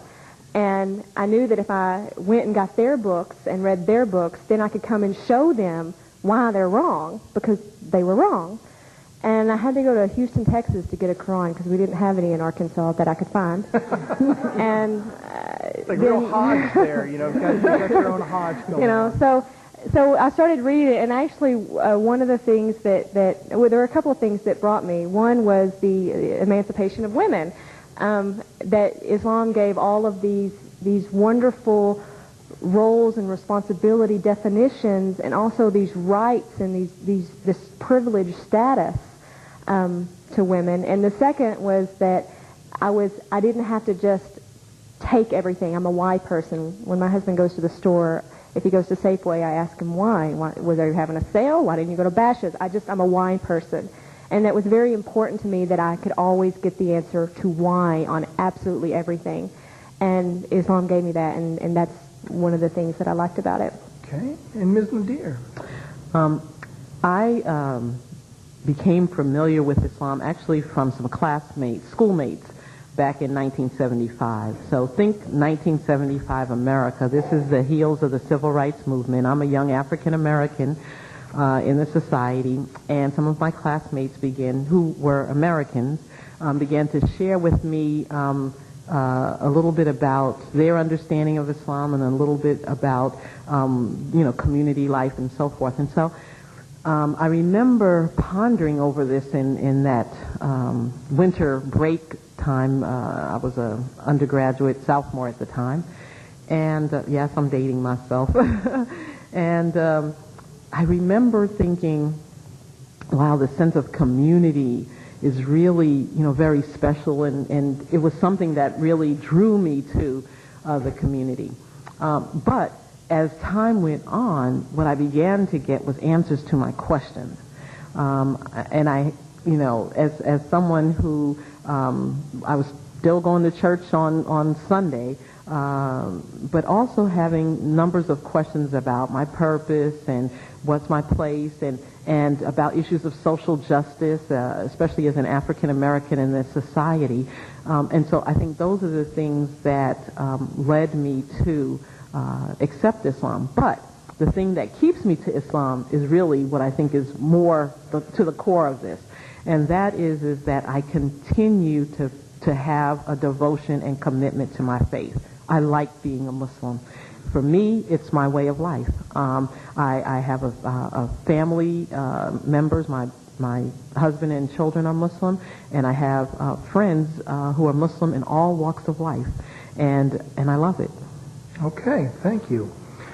All right, well, let's approach a topic. These have been a little bit of softball questions. I think you guys can do something a little better. So let's try this. And this is a lot of questions from our audience about this.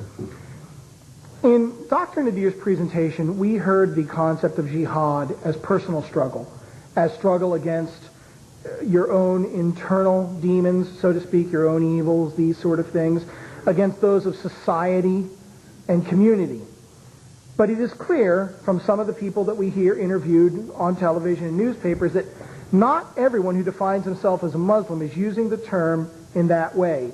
Clearly the leaders of groups like Hamas, the Taliban, Osama bin Laden himself, are seeing jihad as armed, violent struggle against Western values, against the United States. We've heard terms bandied about like the Great Satan. And it is clear when we listen to the eloquence, the emphasis on peace that we hear coming from each of you, it's different from what we're hearing from some people in the Muslim community, these small segments. Why is there this enormous disparity? Why do we have, such a broad disparity coming to us of information? Imam Shakar, can you begin, perhaps? Yeah, thank you very much. Again, the linguistic meaning and the religious meaning of the word jihad means to struggle and spend an effort for sake of the Almighty God. You may struggle with yourself by obeying the Almighty God, not to listen to the whispering of evilness or the Satan, etc. You may donate some money, which is financial jihad, to the needy, less fortunate people. You love this money, you struggle with yourself to give it to less fortunate people, etc. But part of jihad is militant jihad, or to go to the battlefield to fight for sake of the Almighty God. We Muslims believe it's not a holy thing, but it is for necessity. It's the exception, but it does exist in some cases. One of these cases, to defend your religion, to defend yourself, your property, your land, etc., and your rights as well. Those verses which are talking about jihad in the Quran, talking about to fight against those who fight you on account of your religion, and the prohibition of oppression and aggression and injustice is 100% absolute clear message in the Quran.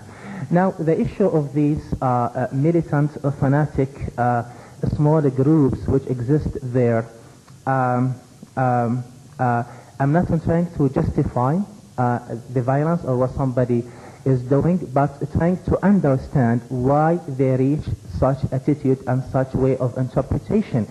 They believe Israel and America are in a status of launching war against the Muslim world and against the Arab world, and they have to stand up and to defend the Muslim land and the religion of Islam. So actually we as American Muslims inside here, we believe the foreign policy of America must be revised. It's biased, it's unjust, does not help bridging the gap between America and the Muslim and the Arab world. And we believe it must be revised for sake of America, for sake of humanity, for sake of American people, for sake of justice, etc. So this is their point of view. They, for example, I'm sorry to mention this, I'm not interested in these topics actually, I'm dumb in politics. But since it's mentioned, like a few days ago, maybe today or the day before, yesterday or the day before, Israel assassinated a 67 years old man who is fully handicapped, only head is moving, who's civilian, politician, not militant, who is the founder of Hamas, or a spiritual leader of Hamas, when he was with his two skirts in the street coming out from the mosque after morning prayer. The issue is up to here, it's Palestinian-Israeli issue, but Israel chose to use Apache American helicopter to launch American missiles. Now this action up to here caused the angry reaction to condemn Israel and America and to promote hatred against America and against Israel as well. And so my point here is this militant extremist group, they are in the status to believe America is attacking the Muslim world and they have to stand up to defend Islam and Muslims. And so to an extent, perhaps we could say that the problem really does come down to cultural understanding and education all around. Most Americans do not believe that they are attacking Islam. They may see that they are fighting against a terrorist group or against a regime. But most Americans certainly don't characterize it as a fight against the religion of Islam. Now, let me then go a little further, and perhaps Ms. Aboud or Dr. Nadir might want to address this. Given that there are rules of warfare that exist, they exist in the American concept of just war, which is a Christian concept from the Middle Ages, and in Islam as well. Regardless of the degree of anger or disappointment we have on either side, can we justify the killing of innocents? You know, whether it be buildings being taken down or these sorts of things. And I note that for both sides because so many innocents on both sides are suffering terribly. I'm sure we can, but we can justify many things. I mean, a man can beat his wife and justify that he's allowed to do that.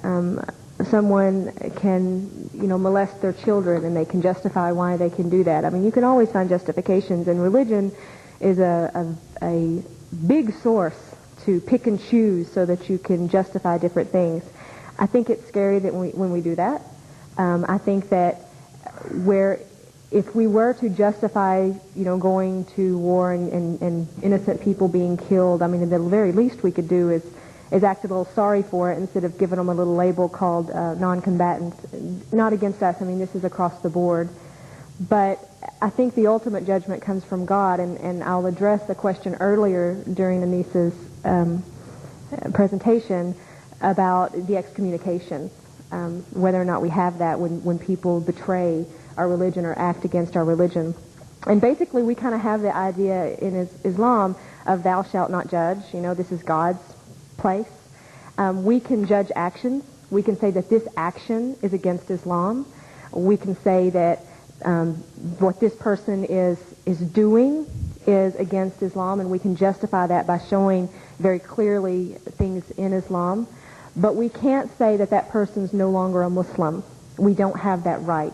This is something that will happen on the Day of Judgment. And I think that we, as a society, and not just in the United States, have taken away a lot of God's glory and power and decided that we know better than Him sometimes. And we don't seem to have any belief, almost. We talk about the Day of Judgment, but we don't really believe there's going to be justice on the last day. And in Islam, this is a big part of our faith. Not only that God has this power for justice, but that individuals will also, if someone harms me, not only is that person going to be accountable in front of God, but he has to face me on the Day of Judgment. And that's very uplifting to know that that person has to come to me. And I have the right in this life or in the next, having been wronged, to forgive them or not. I have the freedom, the ultimate freedom not to forgive. It is better for me to forgive, but I have the right as a harmed individual not to forgive.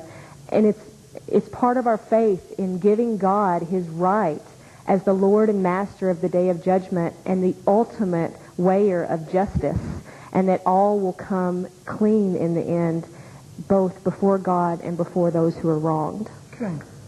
All right, let's step back a moment, something a little bit lighter perhaps, a little bit easier for us. When you look throughout the audience, as I pointed out earlier, I mean, America is a huge melting pot. People from nations all over the world have come here, and they bring unique gifts. Okay, many African Americans, of course, were brought here as slaves, the worst possible conditions, and yet when we look what African Americans have added to American culture, gospel music, jazz, the civil rights movement, and their enormous advances in that during the 50s and 60s. Just recently, we celebrated St. Patrick's Day. One of my coworkers is just fanatic about St. Patrick's Day, and so there's the green and the shamrock and these sorts of things. Those who are emigrating from Arab nations or predominantly Muslim nations also bring, doubtless many valuable things. So, Ms. Awada, as a new immigrant, what do you think, what does your culture bring to ours that's really valuable that you can share with us? Well, I think what I would think now is to know the other.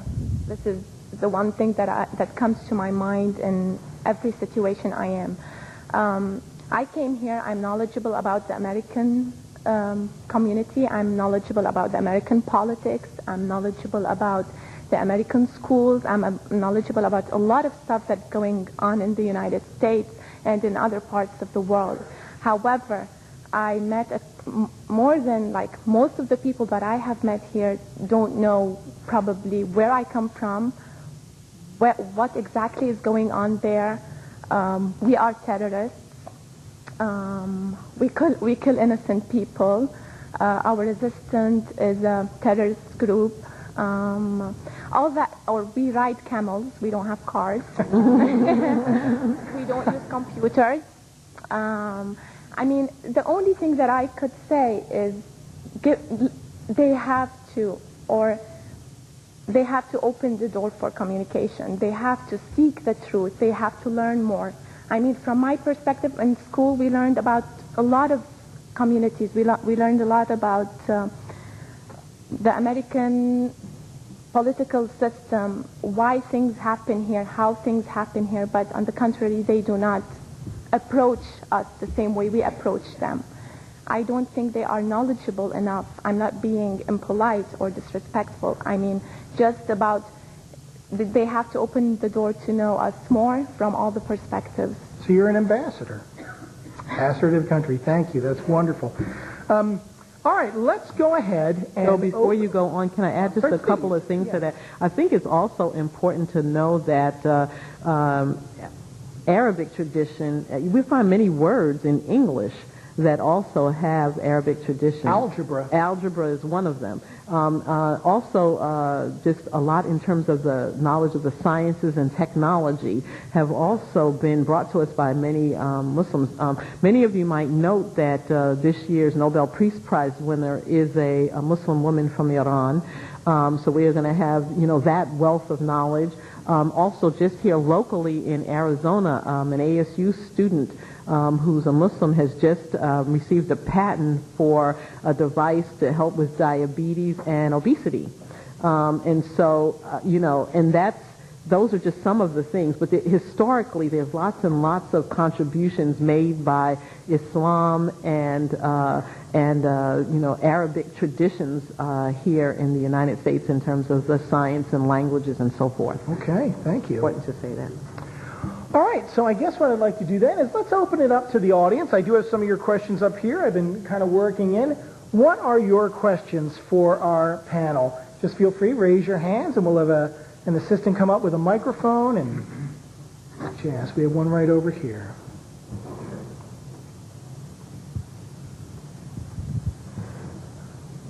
What is the position of Islam with regards to polygamy? Regards to what? He wanted to know about polygamy in Islam. What is its position on polygamy? Panel, whoever would like to address that? Okay, maybe I'll start. One of the things I think is important to recognize is that polygamy is not an Islamic concept. It's something that existed in the world long before Islam came. Islam, however, did put guidelines around polygamy.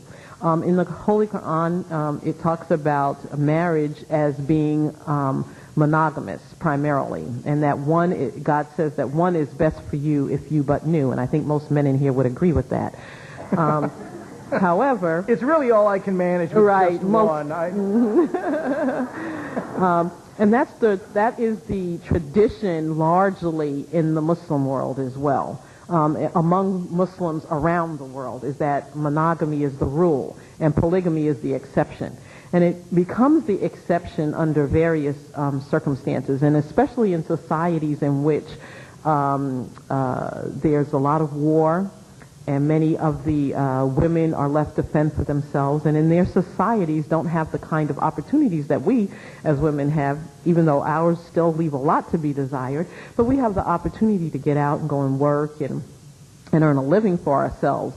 But many women don't have that same opportunity, and so polygamy becomes a tool or a way to ease the situation for many women who would have to resort to prostitution and other ways to take care of themselves and their children. The other thing is that polygamy also allows for, when it occurs, first of all, when it occurs, it should be something, it should be just, okay? That means each wife is allowed, is entitled to the same things, okay? So that if one wife gets a big house in Paradise Valley, the other wife gets one too. If one wife gets a Lexus, the other one gets one too. This is going to be financial jihad. That's right, sure. big stuff. So to work that. So this is not an easy thing, and it's nothing to be taken lightly. A man who engages in polygamy according to Islamic tradition, he must take this very, very, very seriously, because he's going to be questioned on the day of judgment as to how he treated each one of his wives. So it's not a light thing to do. And we know that some people do take things lightly, but they really shouldn't. The other thing is that it also allows for the children to recognize their right to inheritance. So the children who are born in that situation have that right. Now, we live in a country that does not support polygamy, okay? That does not support bigamy or marriage to more than one person. Okay, so in that case, there is no right of civil multiple marriages in this society. I'm not going to say that there aren't individuals who might come here from other countries that might have more than one wife, but we know that that's not acceptable. So therefore the women, the wives who are not the first wife, if you will, don't get the same entitlements in terms of insurance and all of those other kinds of things here in this society. So it becomes a very, very difficult thing. The other thing that I want to remind us is that we have a form of polygamy, unrecognized polygamy. And I'm not talking about the polygamy in Colorado City either. I'm talking about the unrecognized polygamy in this country, which is called the other woman. Okay? We have that going on here in this country, in which we have men who have a wife and have a mistress on the side. And she doesn't get any recognition, she doesn't get any insurance, and her children don't get any assistance. So that happens right here in this country. Okay. Well, thank you. Another question from our audience. Perhaps we already got one going there. Okay. Oh, hit the on button there. You spoke about how the community sometimes addresses, they're very private, so they address issues within the family or the community. So my question, especially since we work in the court system, how is the Muslim community addressing the issue of domestic violence and child abuse? Okay. Very important question. How does the community address the question of domestic violence and child abuse? As I said, our community tends to be very private, but I think for a long time we've taken an ostrich in the sand approach to these issues, just as many other minority and oppressed communities have. Many minority and oppressed, in fact, America as a whole has taken an ostrich in the sand approach. It's only been very recently that we've acknowledged that as a society here in America that we have a problem with domestic abuse. And now every 11 seconds or minutes or something, a woman's killed in her own home right here in America. So I think around the world, this is an issue that we're starting to address. And amongst the Muslim community, there's no different. Muslim community is a little bit further behind or a little slower in that regard, but is beginning to come around. In fact, I recently received a booklet that talks about Islam and domestic abuse. And a couple of 3 years ago, a national conference was held on Islam and domestic abuse among Muslims in America. And so there is a growing concern amongst the leadership and the Muslim professionals, and we are beginning to find ways to address that issue, the issue of domestic violence and child abuse. We recognize that it does exist, just as it does exist amongst other faith traditions and other cultures. Unfortunately, issues of power and control, they don't discriminate between religious groups. And it's a sad thing, and it's certainly not something that is permitted in Islam or in the Muslim community, except that some individuals, because of culture or because of a lack of understanding, may not understand the seriousness or the signs of abuse. And so we're working with our religious leaders. We're doing trainings with our imams. We're doing trainings with members of our religious community to help them to recognize some of those issues. Myself and another imam participated in a conference here in Paradise Valley. It's happened maybe a couple, 3 times over the past 4 or 5 years, where religious leaders from various traditions, Islam was one, Christianity, Judaism, Hinduism, Buddhism, all attended this conference so that we could kind of put our heads together as professionals and religious leaders. And certainly that's impacting the Muslim community as well. Ms. Aboud, in reading CARE's literature, you deal with issues of social justice and justice for Muslims. Do you find your organization dealing with issues of domestic violence, child abuse, things like that? We're not directly involved in that, but we actually have attended the conference that she was talking about and other things. We usually define the atmosphere and explain things to people. We may be called in to help an agency, an outside agency, communicate better or work better with a family that needs help.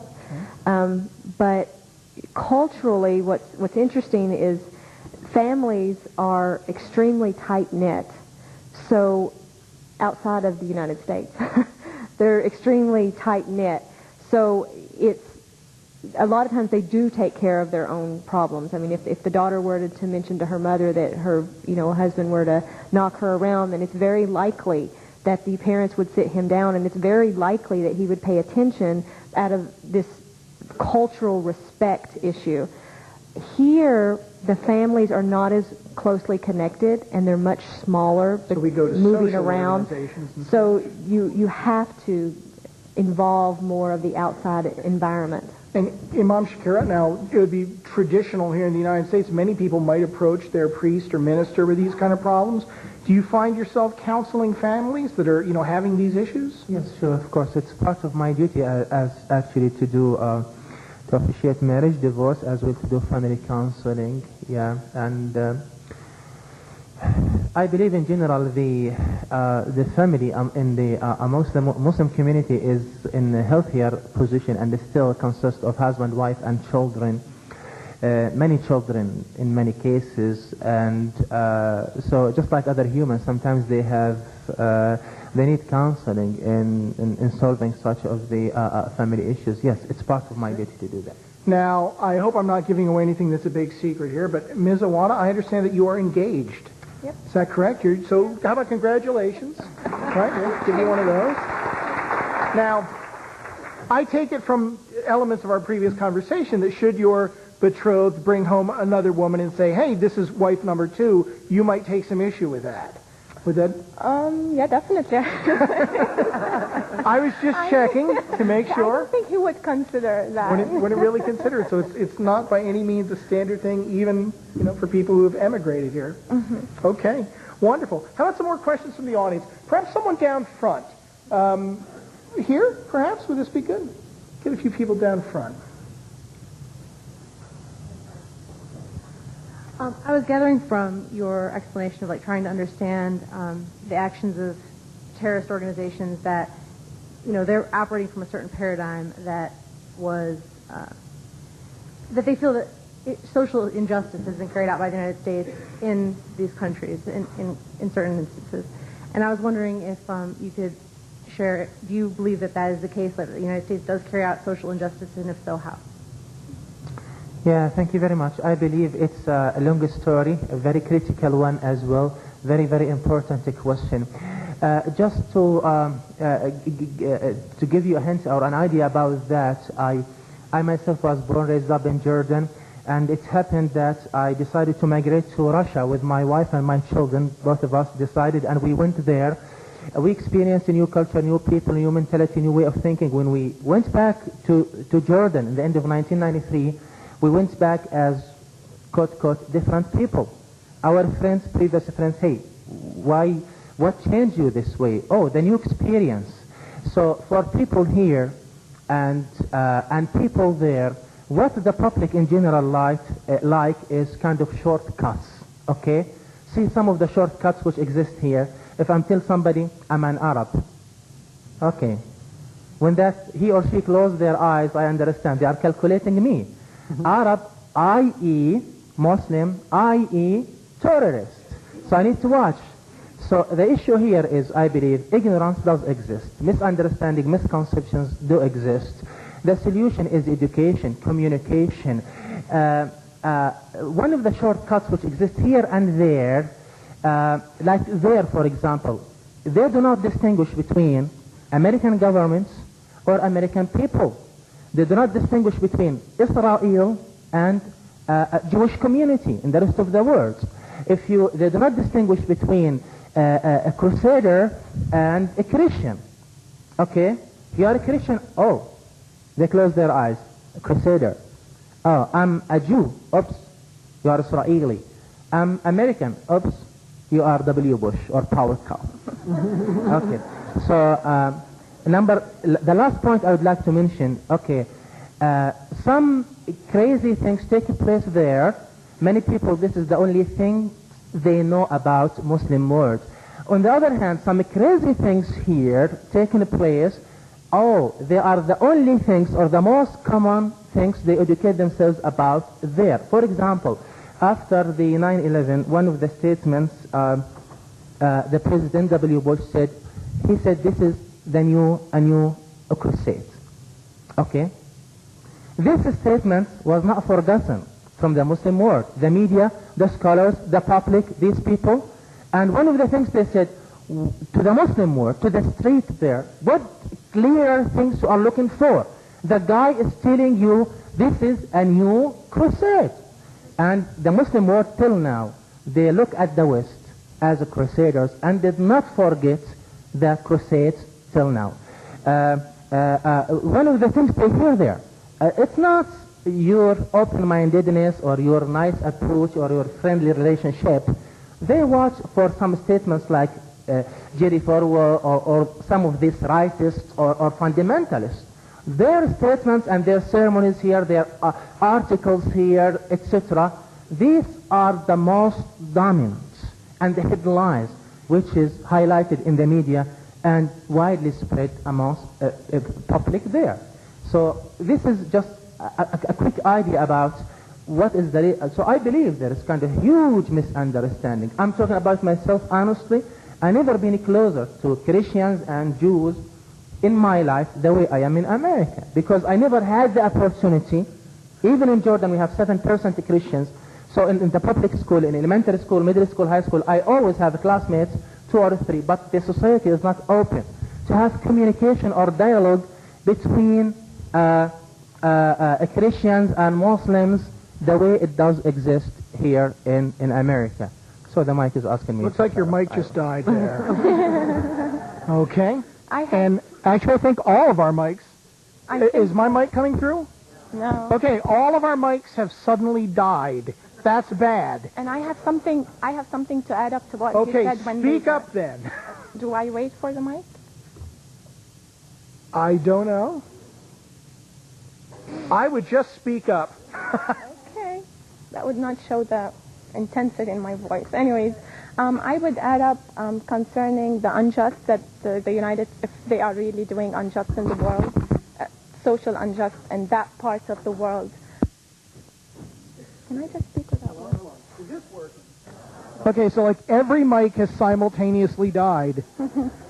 Your intensity. I know. So much for technological superiority. Please continue. Well, I've been thinking about, I'm going to just give examples because those are the examples that I've lived with.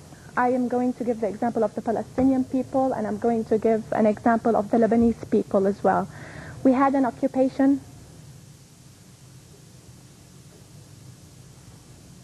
I would just go on. We had an occupation in Lebanon that went on for years and years to our south, and we definitely know about the situation in Palestine as well. It has been going on and on and on since 1948, and there have been resolutions in the United Nations drawers that have not been solved at all. And the United States have not lent an ear to these kind of resolutions and forced Israel to work on these resolutions by law. They have been ignored and they have not been worked out. What we know is we select, again, this is the word, we select certain issues and we work. What was more important, to solve a situation that has been going on since 1948 or go to a war in Iraq, which I can't see how much of I can't find the word, how much of a threat Iraq was in face of how much of a threat where the Palestinians are now being ripped off their land, being ripped off their jobs, being ripped off their everyday life.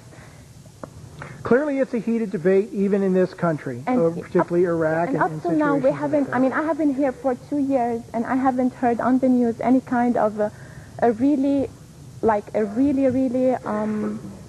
map of the roadmap that I have been talking about. It has been going and ongoing and ongoing, and nothing for real happened on the ground.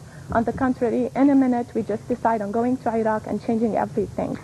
Well, I think that everybody could agree that the situation in the Middle East is one of deep concern, is a situation that has gone on far too long without fair resolution. And I think many Americans have become aware of the idea that perhaps before 9/11 we thought, you know, that's not our problem.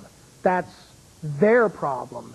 But recent events have shown us that no matter where it is in the world, if we don't have knowledge and involvement in it, it becomes our problem. And in my opinion, So I understand. In my opinion, I think if the situation in the Middle East is not resolved soon enough, more anger is going to bring more anger, hatred, and injustice. I'd like to move to another topic because we are court staff. We are judicial staff. And I'd like to talk a little bit about the differences between Muslim concepts of jurisprudence and that we find here in America.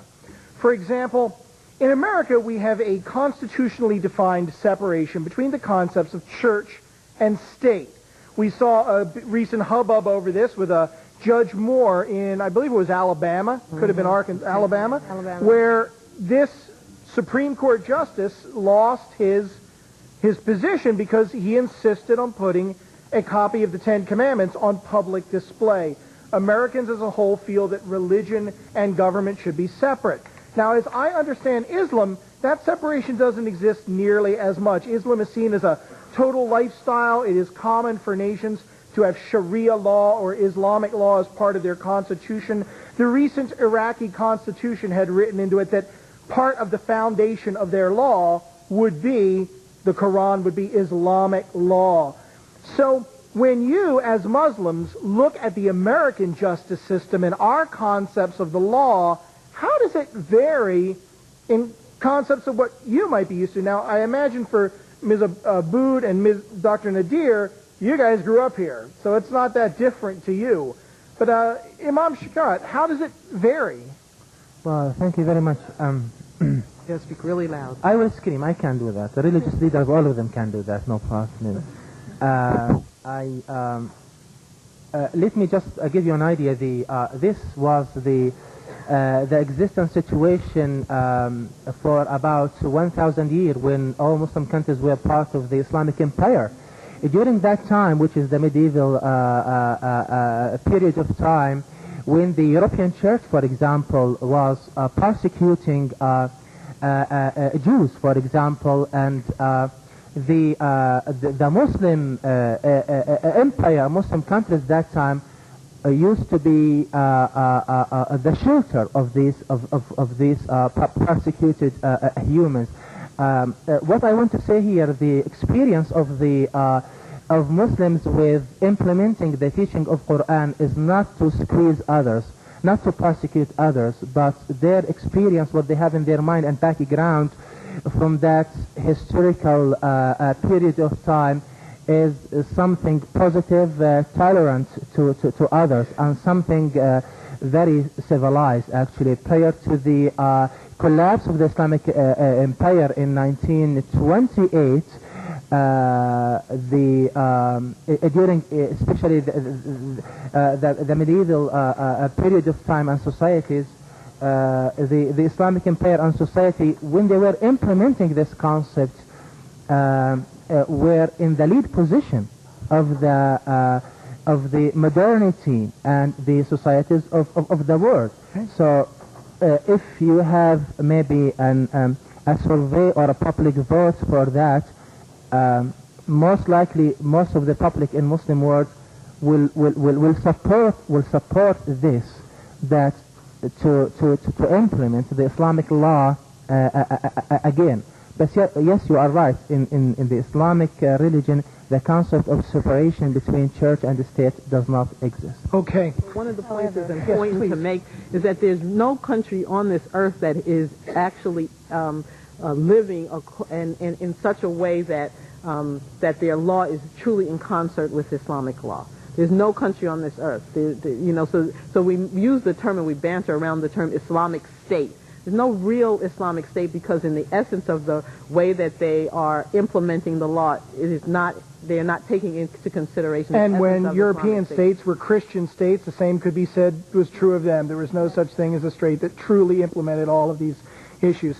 There are obviously 1,000 more questions we could ask to our panel, but we are running out of time. So first of all, I would like to thank all of you so much for your time and attendance. Can we get a hand for our panel today?